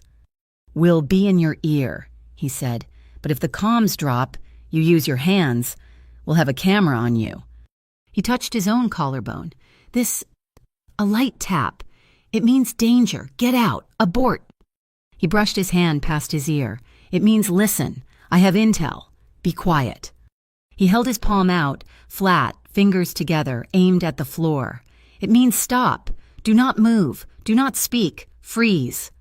I practiced, over and over, my new name, my new life, the signals. Before we were set to leave, he stopped me. We were standing by the soundstage door, the first real sunlight in days streaming in, illuminating the dust motes. Ashlyn Hart wouldn't wear a bandage, he said, looking at my wrist. He reached into his pocket. He pulled out. Not a weapon, not a piece of tech, but a silver chain. It was impossibly thin, delicate, with a small, flat clasp. He held it out. Your hand. I gave him my bandaged hand. He gently undid the tape and unwrapped the bandage. The skin was healed, but red. He fastened the chain around my wrist. It was so light I could barely feel it. It's not a shackle, he said, his voice low, his fingers brushing my skin as he fixed the clasp. It's a silent comms channel. The clasp, it's a panic button, a redundant signal. If you can't tap your collarbone, you press that hard for 1 second. I looked at the delicate, beautiful chain against my skin. It was a tracker. It was a lifeline. It was a leash. I looked up at him. I'll wear it like armor. A faint smile touched his lips. Good, let's go to Reno. The Nova Meridian was a symphony of planned chaos. It wasn't just a casino, it was a city-state of light, sound, and desperation, built in the middle of the desert. The air chimed with the sound of 1 million digital jackpots and smelled like stale smoke, expensive perfume, and free-flowing alcohol. I was Ashlyn Hart. I wore a charcoal gray dress that felt like liquid silk against my skin. It was understated, elegant, and had cost more than my entire year's rent. My hair was up, and the delicate silver chain on my wrist was my only jewelry. I walked with a confidence I didn't own, my head held high, my gaze appraising. Zoran was my shadow. He wasn't Zoran Jovanovic, the boss. He was Mr. Jovanovic, my personal security detail. He was magnificent in a tailored tuxedo, his presence a dark, gravitational pull. He never spoke. He just watched, his eyes sweeping every room, every face, his hand resting lightly on my back as he guided me through the throng of high rollers. He was the most believable part of my disguise. Comms check, Orion's voice whispered in my ear. A tiny, flesh-colored device hidden by my hair. Camera feed is live. You look the part. Ashlyn, now. Find your target, Pierre Dubois, head of Vault Acquisitions. I spotted him near the baccarat tables. I used the lines Zoran had taught me. I talked about obscure art, about the difficulty of securing private transport for sensitive sculptures. Dubois, a man who looked like a well-fed peacock, was eating it up. Zoran stood 5 feet behind me, a silent, menacing promise of my importance. But, of course, Mademoiselle Hart, Dubois gushed. After 30 minutes of my performance, a collector of your stature must see the Tier 3 collection. It is where we keep the unconventional acquisitions. Right this way. He led us past velvet ropes, through a door marked private, and into a corridor of brushed steel. My security, I said, gesturing to Zoran. Naturally, Dubois said, not even blinking. Men like him were used to men like Zoran. The vault was less a room, more a bank, a circular, glass and steel chamber. Dubois led us inside, to a private viewing room. Orion, Zoran's voice, not in the room but in my ear. Dubois is leaving the door keypad active. He trusts you. I see it, Orion whispered back. 2 minutes. Lena, that's the window. The data port is behind the environmental control panel. Look to your left. Dubois was showing me a diamond necklace. From the Habsburg. Zoran stumbled. It was the most ungraceful movement I had ever seen him make. He lurched forward, bumping into a small table, sending a glass of champagne tipping. My apologies, he rumbled, his voice deep. Dubois turned, irritated. Please, be careful, that's a... It was all I needed. 2 seconds. My hand darted to the panel, a small, magnetic latch. I popped it open. The port was there, a simple data jack. I pulled the Moth 7 chip from a hidden pocket in my dress. It was no bigger than my fingernail. I lined it up. It clicked into place. A tiny green light flashed. Once. Download initiated. Orion's voice was tight in my ear. It's working. 20%. I snapped the panel shut. My head of security, I said, turning back, my voice bored. So clumsy. You'll be cleaning that up. Dubois. Dubois, flustered, nodded. Yes, of course. Everything was perfect. It was too perfect. The main vault door, the circular, steel one, hissed open. But it wasn't Dubois' assistant. It was Agent Aria Sennett, and she was flanked by 4 BEI agents in full tactical gear. Their weapons were up, pointed directly at Zoran. Zoran Jovanovic, Sennett snapped, her voice echoing in the steel room. You are under arrest. Hands where I can see them. My blood turned to ice. My body, my entire world, went cold. Agent Sennett, what is this? I stammered, my Ashlyn persona shattering. A trap. Zoran, Sennett said, ignoring me, her eyes locked on him. We couldn't touch you in your fortress. We couldn't get near you. But we knew you wouldn't let her walk in here alone. She sneered. Your one weakness. You had to come yourself. This was never about the vault. It was about you. Zoran didn't move. He just watched her. His hands were raised, palms out. A good plan, Agent, he said, his voice calm. But you're half a step too late. Am I? Sennett smiled, and then the door opened again. Cade walked in. He wasn't in his usual black. He was wearing the same BEI tactical vest as the other agents. He was carrying a federal-issue sidearm. I think I made a sound, a small, choked gasp. My mind just broke. The photos, the schedule, the betrayal. Cade's been our deep cover asset for 2 years. Zoran, Sennett said, savoring the moment. He's been feeding us everything, St. Axioms, the Argent Street Syndicate, you... Cade looked at me, his face grim. Lena, the photos, the schedule I dropped that was to save you, to get you out of his world and into ours. The tunnel attack. The Van Madigan was moving on you. I was sending intel to the BEI to intercept, to get you clear, not to sell you out. He was protecting you, Sennett said, from him. Zoran looked at Cade, not with anger, not with betrayal. He just looked at him with a profound, bone-deep sadness. You chose your side. Cade. Download at 70%. Orion's voice was a frantic whisper in my ear. Lena, we have a bigger problem. The casino floor. They're not BEI. Madigan's crew. They're here. They're storming the pit. As if on cue, the casino's main alarm system erupted. Not a fire alarm, a security breach, a loud, repetitive whoop whoop whoop. Senate's radio crackled to life. All teams, we have multiple armed hostiles on the casino floor. They've breached security. Deke Lomas is leading them. A three-way standoff, us, the BEI, in the vault, and Madigan's crew, out on the floor, now fighting the casino's private security. They were all here. They're locking us in, Dubois shrieked, pointing at the vault's blast door, which was slowly grinding shut. Senate was torn. Her primary target, Zoran, was here. But a full-blown firefight was erupting outside. Seal the door, she yelled at Dubois. This is a secure location.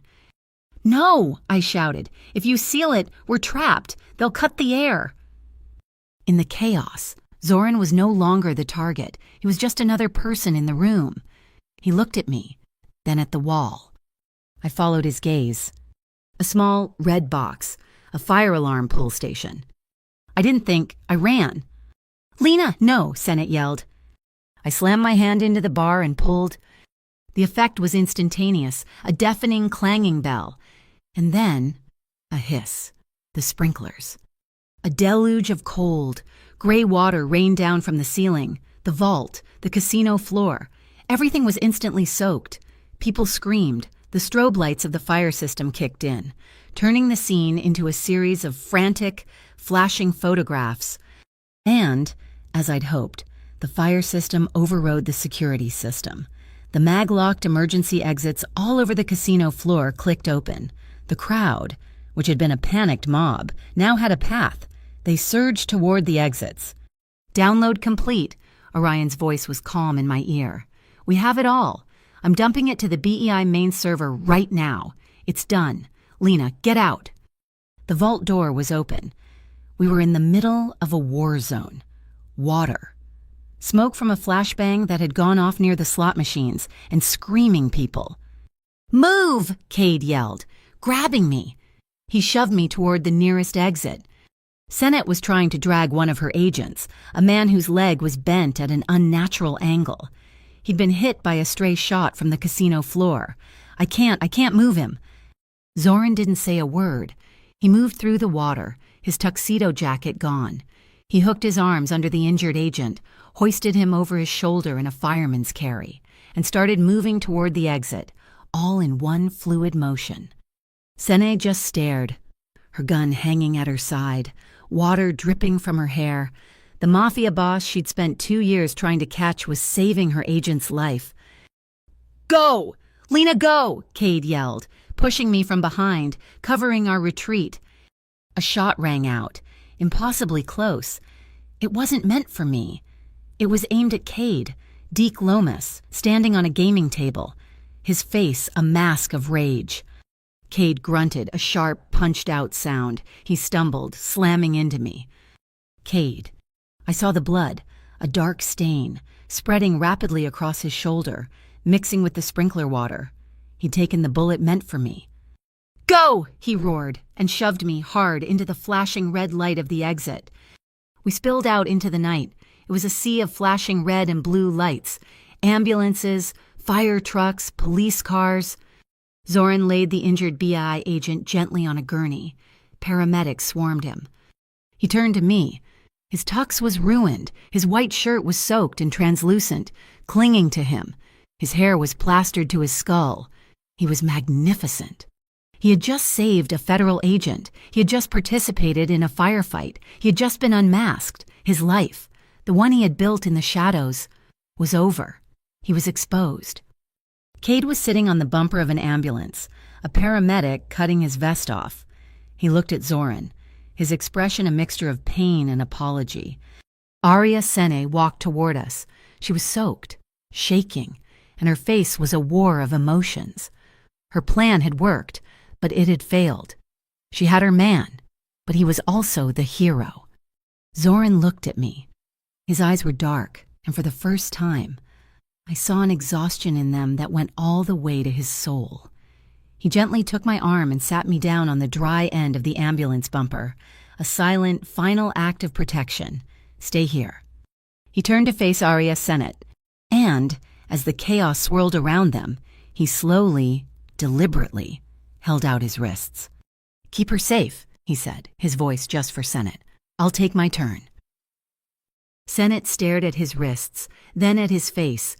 She took a breath, her resolve hardening. This was the end game. She pulled out her handcuffs. I saw the metal. I surged forward, grabbing his hand just before the cuff clicked shut, my fingers locked with his. Don't disappear, I whispered, the words a desperate, breaking plea. Soren, don't... He didn't look at Sennett. He didn't look at Cade. He looked at me.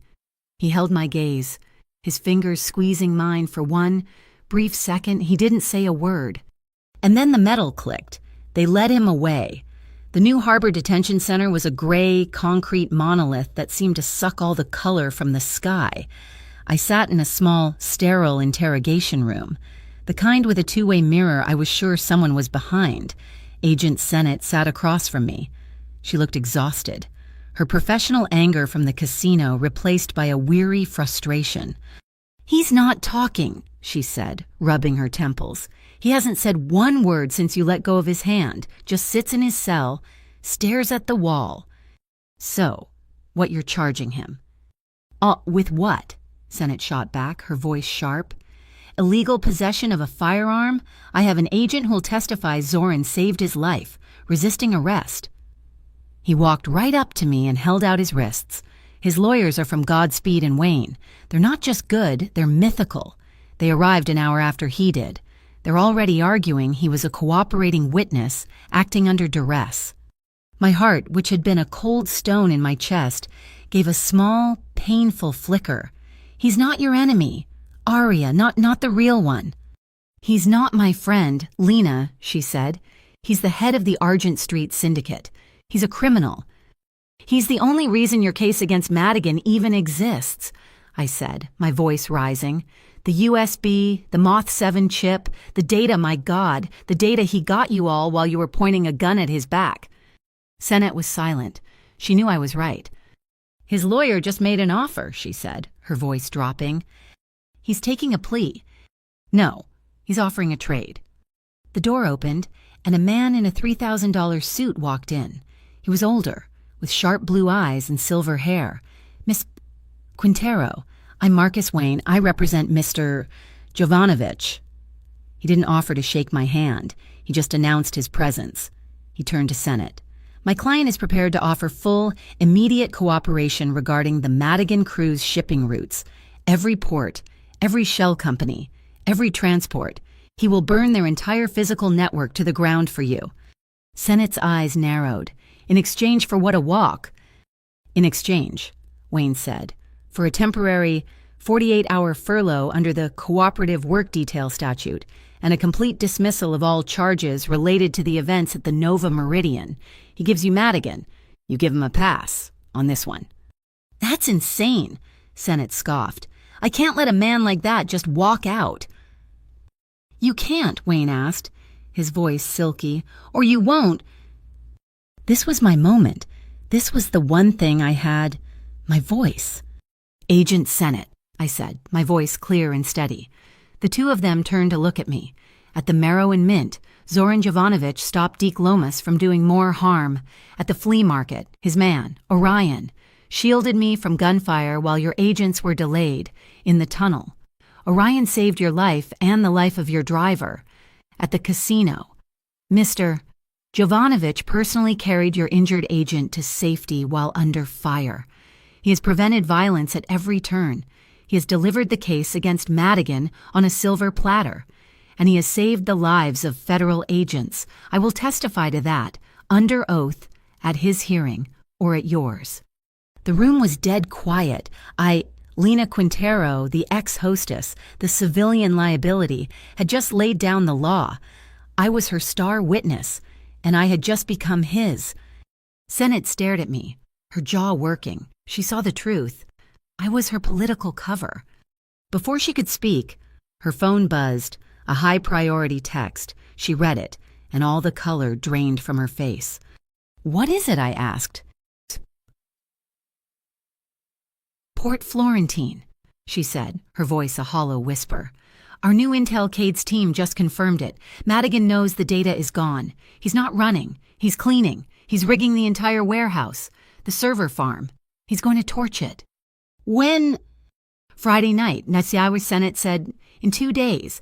If that warehouse burns, the data we have is just numbers. We lose the physical evidence, the servers, the hardware. The case will be reduced to he said, she said. It'll be words against words. We lose everything." Wayne didn't smile. He just won. "My client's offer. Agent, he knows that port. Every vent, every access tunnel. He's the only one who can get you inside before Madigan lights the match." Sennett looked at Wayne, then at me. Her shoulders slumped. "Get him." They brought Zoran in. He wasn't in his tux. He was in gray detention center scrubs. He looked smaller, but his eyes were the same. The moment he saw me, the exhaustion vanished. That cold, analytical fire was back. "Zoran," Sennett said, her voice clipped, "I'm agreeing to your terms. Conditional cooperation. You will be released into my custody. You will wear a GPS ankle cuff. You will be armed, but with our equipment, you will be on a very, very short leash." Zoran didn't even look at her. He looked at me. And her. "What about her?" Sennett asked. "She's not a witness anymore," Zoran said, his voice rough from disuse. "She's an asset. She's the only one who's seen the data structure. She's the one who taught me the legal language, the language their Ashfall data wipe system is built on. I can get us to the terminal. She's the only one who can stop it." "Absolutely not," Sennett exploded. "I am not taking a civilian into a war zone." "She's not a civilian," Zoran said, his voice lethally quiet. "You, Deke, Madigan, and we've all burned that out of her. She's the key. No Lena, no deal. I'll take my chances in court." Sennett looked at me, her eyes pleading. "Tell him no." "I'm going," I said. Her face crumpled. She knew she'd lost. "God help us all. I'm trusting her judgment. Zoran, not yours. Not for a second, Annie." The next 24 hours were a blur. We weren't in a safe house. We were at a BEI black site, a tactical operations center. Cade was there, his arm in a heavy sling, his face pale. He and Zoran didn't speak. They just coexisted, two opposing poles of gravity. Orion was there, too, released under the same deal, his fingers flying across a keyboard, a silent shadow to Zoran. The plan was a 3-pronged spear. "Arya, your team hits the north gate," Zoran said, pointing at a blueprint on the main screen. He was in his element, a general at his map. "Loud, fast, a full frontal assault, you draw their security." "Cade," he said. Turning to his former friend, Cade met his gaze. "You know their power grid. You and your BEI team cut the lights to sectors C, D, and F. But you leave the central office block, you leave that for me." "And us?" I asked. Zoran pulled up a smaller schematic, a ventilation duct. "We go in silent, we go in dark. We have 12 minutes from the moment the lights go out to get from this vent to the central office and kill the Ashfall system before Madigan activates it." I was zipped into a black tactical vest. It was heavy, stiff, a safety coat, they called it, armor. I clipped the mercury pin to the inside, a secret lifeline to a man who was now officially on my side. Just before we geared up, Zoran pulled me aside. The room was humming with the quiet, tense energy of men preparing for a fight. He didn't say, "Be careful." He didn't say, "I'm sorry." He pressed something into my hand. It was a piece of paper, folded into a tiny, intricate origami crane. I unfolded it. It was a map, hand-drawn. Not a blueprint, but a memory map. It was drawn in shimmering silver ink. The lines were precise, perfect. It was the route, the vent, the ladder, the server racks. "Why?" "Ballpoint ink smudges," he said, his voice low. "Silver archival ink is waterproof. It won't run. From the sprinklers, from the rain." He folded it back into the crane. If we get separated, if the comms go down, follow this wing. This one. It leads to the fire escape. Get out. I looked at the tiny, beautiful object, a map, a promise. We need signals, I said, my mind racing back to the glass house. No comms, silent, we need... I know, he said. He lightly touched his own wrist. This means danger. Sniper, trap, go defensive. He tapped his shoulder. This, hide. Get into cover, now. He then brought 2 fingers up, resting them just on his collarbone. This, he said, his eyes locking with mine. This one means get out. Run. Don't look back. Don't wait for me. Just go. Wrist for danger, shoulder for hide, collarbone for run. I nodded. Time to go. Sennett called from the door. I turned to go. Zoran's hand caught my arm. He pulled me back, into the shadow between 2 server racks, and he just held me. He wrapped his arms around me, his tactical vest pressing against mine. He buried his face in my hair for just a second. I wrapped my arms around his waist, clinging to him. It wasn't a kiss. It was more intimate than that. It wasn't a goodbye. It was a promise. I will find you. I will not let you drop. We will survive this. I could feel his heart, thump, thump, thump, steady as the earth. He let me go. His face was a mask again. We walked out to the transport. Arya Sennett was at the comms station, her face illuminated by the green glow of the screens. She looked at us, at Zoran and me, 2 broken pieces from 2 different worlds, now a single weapon. She keyed her mic, her voice going out to all teams. All stations, this is command. We are green to go. Tonight we either break this goddamn cycle, or it swallows every last one of us. Port Florentine was not a port. It was a nation of steel. It was lit up like a maximum security prison, casting a sick yellow glow against the low clouds. The massive container cranes were silhouetted against the sky, unmoving like the fossilized ribs of giant, prehistoric beasts. The wind was a living thing, ripping in off the Pacific. It was cold, sharp, and carried the smell of salt and diesel fuel. Cade, now. Zoran's voice was flat in my earpiece. We were crouched behind a concrete barrier, half a mile from the main building. Across the yard, a bank of floodlights flickered and died. Sector C. A second later, another bank went dark. Sector D. The perimeter alarm started. A low, pulsing whoop, whoop, whoop. Not a panic alarm, a power failure warning. They know we're here, I whispered, my back pressed against the cold, damp concrete. They know something is here. Zoran breathed next to me. His body was a coiled spring of pure, focused energy. Move. We moved. We didn't run. We moved in a fluid, crouched walk. From the shadow of one shipping container to the next, the ground was gravel and steel tracks. In the distance, the sound that made my stomach clench dogs, deep, frantic, rolling barks, a canine unit sweeping the west perimeter. Zoran grabbed my arm, pulling me into a narrow, pitch-black gap between 2 towering stacks of red containers. A canyon of rust. They're on the wrong side, he whispered. Cade's team is drawing them. We go now. He pointed. The main office building, our target, a single 4-story cube of lit glass in a new sea of darkness. We ran across the open ground. It felt like a year. I could feel the invisible crosshairs on my back. My heart was a drum against my ribs, a fast, frantic rhythm. I pressed my back against the cold steel of the building wall, gasping. Zoran was already at the ventilation grate, the one from the silver ink map. He didn't pick the lock. He used a small, hydraulic wedge that popped the bolts with a dull, muffled thump. "Orion, we're in," he murmured into his mic. "Copy." Orion's voice was tinny in my ear. "BEI is engaging the north gate. The diversion is live. You're on the clock. Lena, good luck." We climbed a metal ladder in a dark, narrow shaft. Zoran moved like a spider, silent and sure. I just tried to keep my boots from echoing. We emerged into a sterile, white service corridor, and I saw it. On a massive flat-screen monitor on the wall, a red banner was flashing. Ashpal Data Destruction Protocol initiated full system wipe in 12:00, 11:59, 11:58. 12 minutes. I breathed. My blood went cold. Zoran, we're too late. We're on time. He didn't hesitate. He kicked open the door marked server control. The room was freezing. It was a cathedral of data.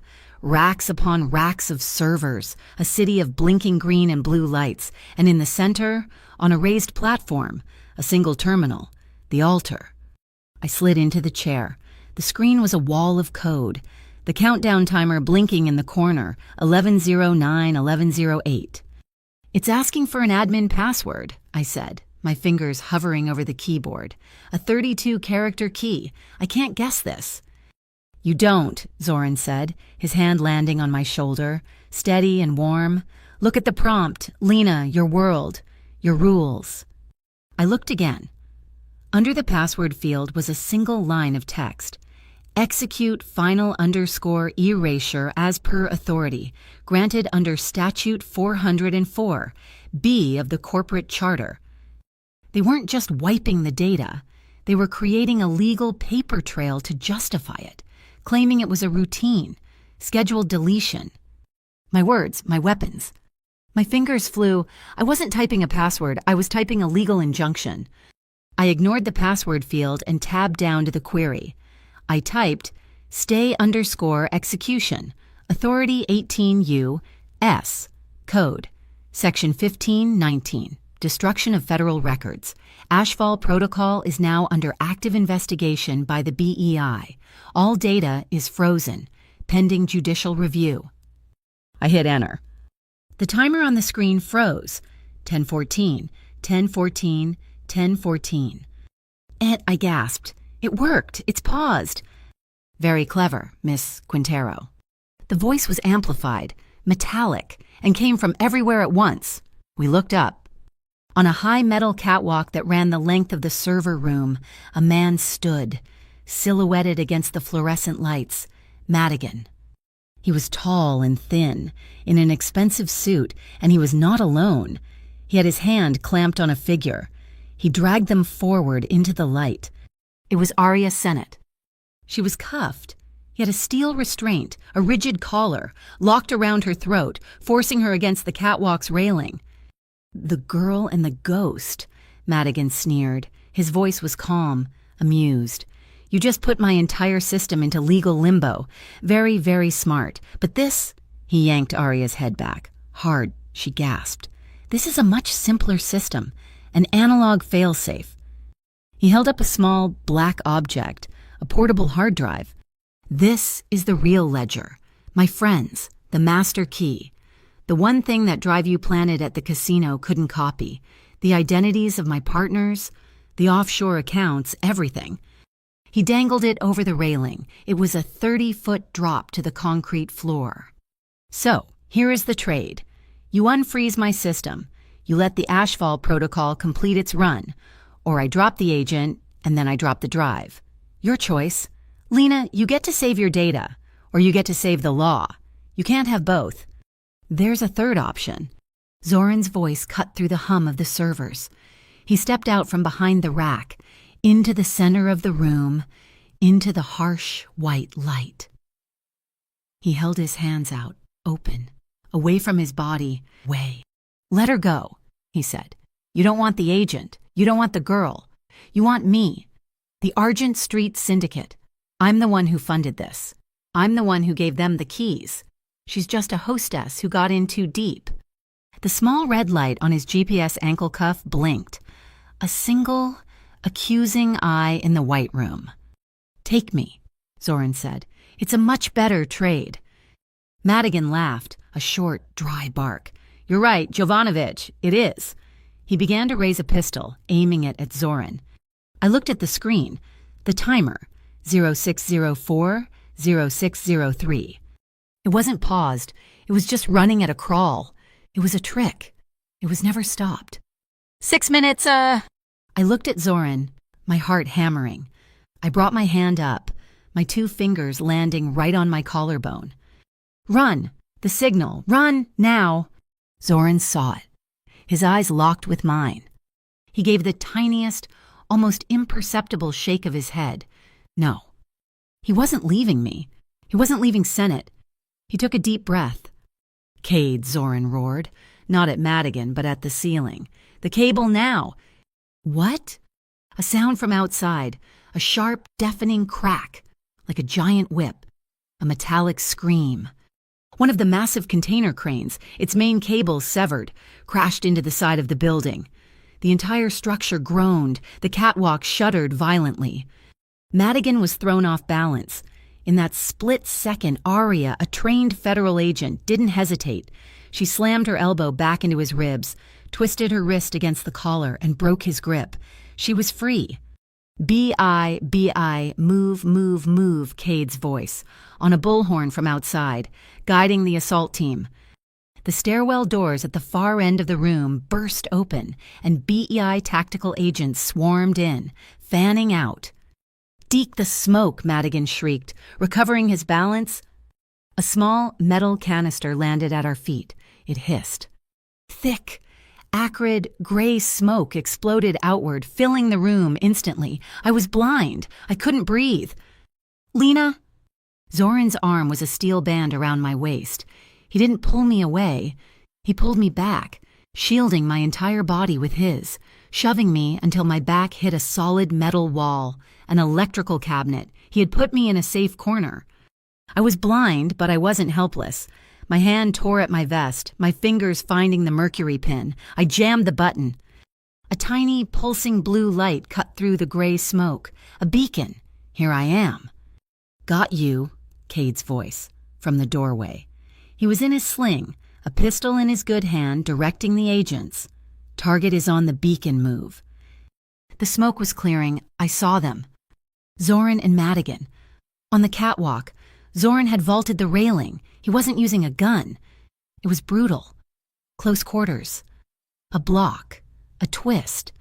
A precise, controlled lock on Madigan's wrist. Madigan was desperate, flailing. He lunged, grabbing Zoran's vest. The railing that had been damaged by the crane. It buckled. It tore free from the wall.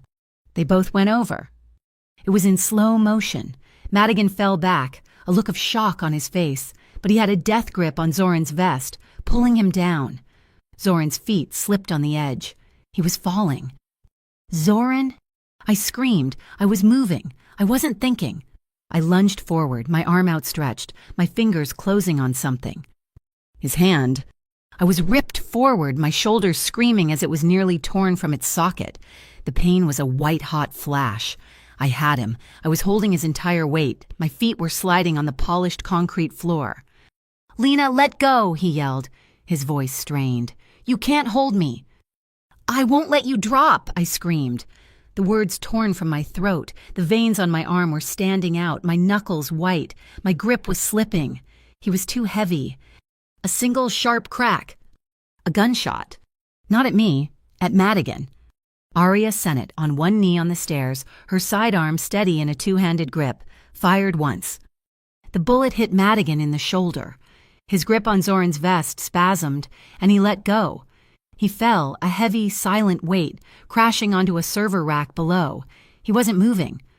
Zoran was still hanging from my one arm. "Hold on!" Cade and Orion were there. They grabbed him. They grabbed me. They hauled him up, over the broken edge of the catwalk. I collapsed, my arm a numb, useless thing. "Lena, the screen!" Zoran yelled, scrambling to his feet. I looked. The timer. The firefight had reactivated the system. Ashpal protocol resumed. Wipe in 0030, 0029. I couldn't get up. My arm. Zoran was at the terminal. He wasn't a lawyer. He wasn't a typist. 0027. He looked at the terminal, then followed the thickest bundle of cables from the CPU to a panel on the floor. He ripped the metal cover off. It was a mass of thick, black wires. "Which one?" he yelled at me. "All of them," I screamed. He didn't hesitate. He wasn't trying to save the system. He was trying to save the data. He jammed his free hand into the bundle, grabbed all of it, and pulled. A shower of blue and white sparks, the lights in the entire building, The entire port went dead. The monitors, the sirens, the blinking red countdown. Everything vanished. We were in total, absolute darkness. The only sound was my own ragged breathing, echoing in the vast, silent room. Then, from the harbor, a new sound, the long, deep, resonating horn of a cargo ship heading out to sea. It was a sound of release, a sound of the world, which had been holding its breath. Finally, letting it go. The BI conference room at dawn was a study in gray.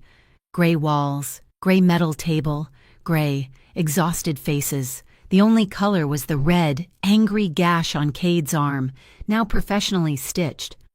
Area Senate was at the head of the table, nursing what looked like her 10th coffee. I sat on one side. Zoran sat on the other, in a clean, borrowed sweatsuit, the GPS cuff still a black bracelet on his ankle. "Let's be clear," Arya said, her voice a raw scrape. "This is not an acquittal. This is a deal." Zoran's lawyer, Marcus Wayne, nodded sharply. "The terms are agreeable." Arya looked at Zoran. Not as a prisoner, but as a colleague.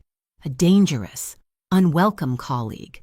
"You will provide a full, unredacted map of the Madigan crew's international shipping lanes. You will assist in the recovery of their offshore assets. An agreed-upon percentage we settled on, 40%, will be repatriated into the Federal Victims' Compensation Fund." Zoran just nodded, once. "In exchange," Arya continued, "the U.S. Attorney's Office for the Southwestern District will place all pending charges against you and your associates, namely Orion, in abeyance, pending the terms of a long-term, court-mandated community supervision." It wasn't a pardon, it was a leash. But it wasn't a cage. Arya stood up. She walked over to Zoran. She didn't offer a pen. She offered her hand. Zoran looked at it for a second. Then he stood, and he shook it. A single, firm, binding motion. The law and the shadow, striking a bargain in the flat. Morning light. The fallout was swift. The news cycle was brutal, but controlled. The data I'd saved, and Zoran's subsequent testimony, was an avalanche. Deke Lomas, seeing no way out, took a plea. He got 15 years. Madigan, who had woken from his coma with a profound new respect for gravity, was facing a trial he couldn't possibly win. Yuri, that was the one that stung. He was arrested for conspiracy and racketeering.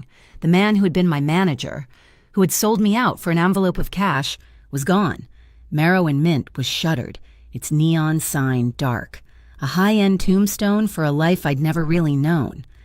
I received a letter on heavy official BEI cardstock. It was a formal commendation, thanking me for actions above and beyond the call of civic duty, for saving the data, and for rendering aid that directly resulted in the preservation of Agent Sennett's life. I met with Sennett one last time, in her office. "I don't want it," I said, sliding the letter back across her desk. "It's not a request. Lena, it's a fact. You're a hero." I'm a hostess, I said, my voice firm, "and I'd like to stay that way. I want my name kept out of it. All of it, the reports, the public record, please." Arya looked at me, a long, appraising stare. She saw I wasn't negotiating. She nodded. "I'll seal it. As far as the world knows, the case was broken by a long-term, anonymous inside source." "Thank you." Zoran had his own housekeeping to do. The Argent Street Syndicate wasn't a business you just quit. It was a network, built on those rules from St. Axioms. Loyalty as a transaction. He held a meeting. I wasn't there, but Orion told me about it, in a single night. Zoran tore down his own empire. He released his people from their contracts. The old, binding, blood agreements, he just let them go, gave them a choice. He restructured. The Argent Street Syndicate died, and in its place, he filed the paperwork for the Argent Street Initiative, a fully legitimate, registered foundation.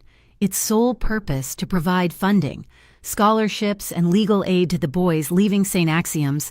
He was breaking the cycle, using the money he'd made in the shadows to pull other kids out into the light. It was his penance. his purpose. A few weeks later, the air was warm. The city felt possible again. The nightmares had started to fade, replaced by the mundane. We were walking in Echo Park. It was a Saturday. It was so painfully, beautifully normal. The sky was a bright, cloudless blue. Children were laughing, chasing ducks. The bright pink of the bougainvillea blossoms was almost too loud. Zoran was not Zoran. It was just a man, in jeans and a gray t-shirt, walking beside me. The GPS cuff was gone, replaced by the terms of his supervision. "Your name is clean," he said, his voice quiet, blending with the sound of the paddle boats on the lake. "The BEI sealed your file. As far as the world is concerned, I never existed in your life. You reported a fight, and that was the end of it." He stopped, turning to face me under the canopy of pink flowers. "I can make that real, Lena. I can disappear. If that's what you want, I can be gone. You can have your old life back." It was the final test, the final choice. My old life, the one with the broken window locks, the cheap apartments, the fear. I smiled, a real smile. "Zoran," I said, "you were never a stain on my file. You were the marginal note, the one in the column, in silver ink, the one that made the whole stupid story finally make sense." He just looked at me. His eyes, which I'd seen as cold, then analytical, then fiery, then exhausted, they were just soft. He reached up, not with his palm, but with the back of his hand. He gently, so gently, brushed his knuckles against my cheek, the same cheek he'd bandaged in the kiosk. It was a question. I leaned into his touch. I nodded. The kiss was nothing like the one in the soundstage. That one was about survival, a desperate clinging in the dark. This was life. It was warm. It was slow. It was shockingly simple. It was a promise, made in the bright, unfiltered sunlight. I could hear a child shriek with laughter, far away. I wasn't afraid. I was just here. He rested his forehead against mine. "Lena." His phone rang. He sighed, a sound of profound frustration. He pulled it out. "It's Senate." He answered, his voice flat. "Jovanovic." He listened. His body tensed. "When I see ya, and this is non-negotiable, I understand." He hung up, but he didn't put the phone away. He just stared at it. "What is it?" I asked, the familiar cold prickle of fear returning. "The deal," he said, his voice a low growl. "The U.S. attorney for the Southwestern District, he approved it. He signed off on everything, but he added a condition, a last-minute clause." "What condition?" Zoran finally looked at me, his eyes dark. "My supervision, it's not just checking in with a parole officer. For the next 18 months, I am to serve as an anonymous, off-the-books consultant to the BEI, to Aria Senate." He wasn't free. He was contracted. He was a ghost, shackled to the very law he'd always skirted. He was their weapon. This was the last trap. It wasn't just a leash for him. It was one for me. His world, it was now permanently, legally tangled with the BEI. There was no clean escape. He was waiting for me to be angry, for me to tell him to fight it, for me to run. I looked at this man, this impossible, complicated, dangerous, gentle man. I reached out and took his hand, the one that wasn't holding the phone. "I'm here," I said. It wasn't a grand declaration. It wasn't a vow. It was smaller than that. It was better. It was durable. He stared at our joined hands, and then, for the first time I saw Zoran Jovanovic smile. It was a small, tired, but very real smile. That night, we were on the roof of his new apartment, a converted warehouse in the Arts District. The city was a galaxy of lights at our feet. We had a blanket, a bottle of cheap red wine, and a bag of tacos. The local news was playing on a small TV by the door. A ticker scrolled along the bottom. Interstate money laundering ring collapses. Federal grand jury indicts. Madigan crew. My name was nowhere. I took the mercury pin from my pocket, the small metal wing. I looked at it, then put it away in a small wooden box. It had done its job. I sat down next to Zoran on the blanket. I leaned my head on his shoulder. His arm came around me, pulling me close. He took my hand, his fingers lacing with mine. It was a quiet, solid language. It said everything we didn't need to. My phone rang. I frowned, pulling it out. Unknown number? I answered, "Hello? Is this Lena?"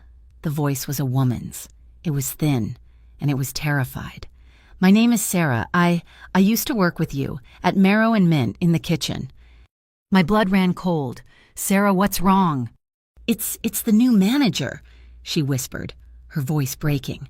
"At the new place he opened. He's doing it again. The same thing. The envelopes. And he told me if I ever said anything, I didn't know who else to call. You were the only one who called for help." The cycle. It wasn't broken. It was just reset. I looked at the city. I looked at Zoran. He was watching me, his expression calm, knowing. I took a breath. I wasn't the girl behind the hostess stand anymore. "We're not just survivors. Zoran," I said, my voice quiet, but hard as steel. "We get to help other people survive too." He looked at me, and the last of the shadows in his eyes finally receded. He nodded, his gaze soft. "From the night you reported a fight, Lena," he said, "you reported a whole new life. Thank you so much for listening to our story. Where in the world are you listening from? We'd love to read your comments and share your thoughts. Please subscribe to our channel, Mafia Boss Stories, and like this video. It would also be a huge help if you could support us by hitting the hype button, so this story can be heard by even more people.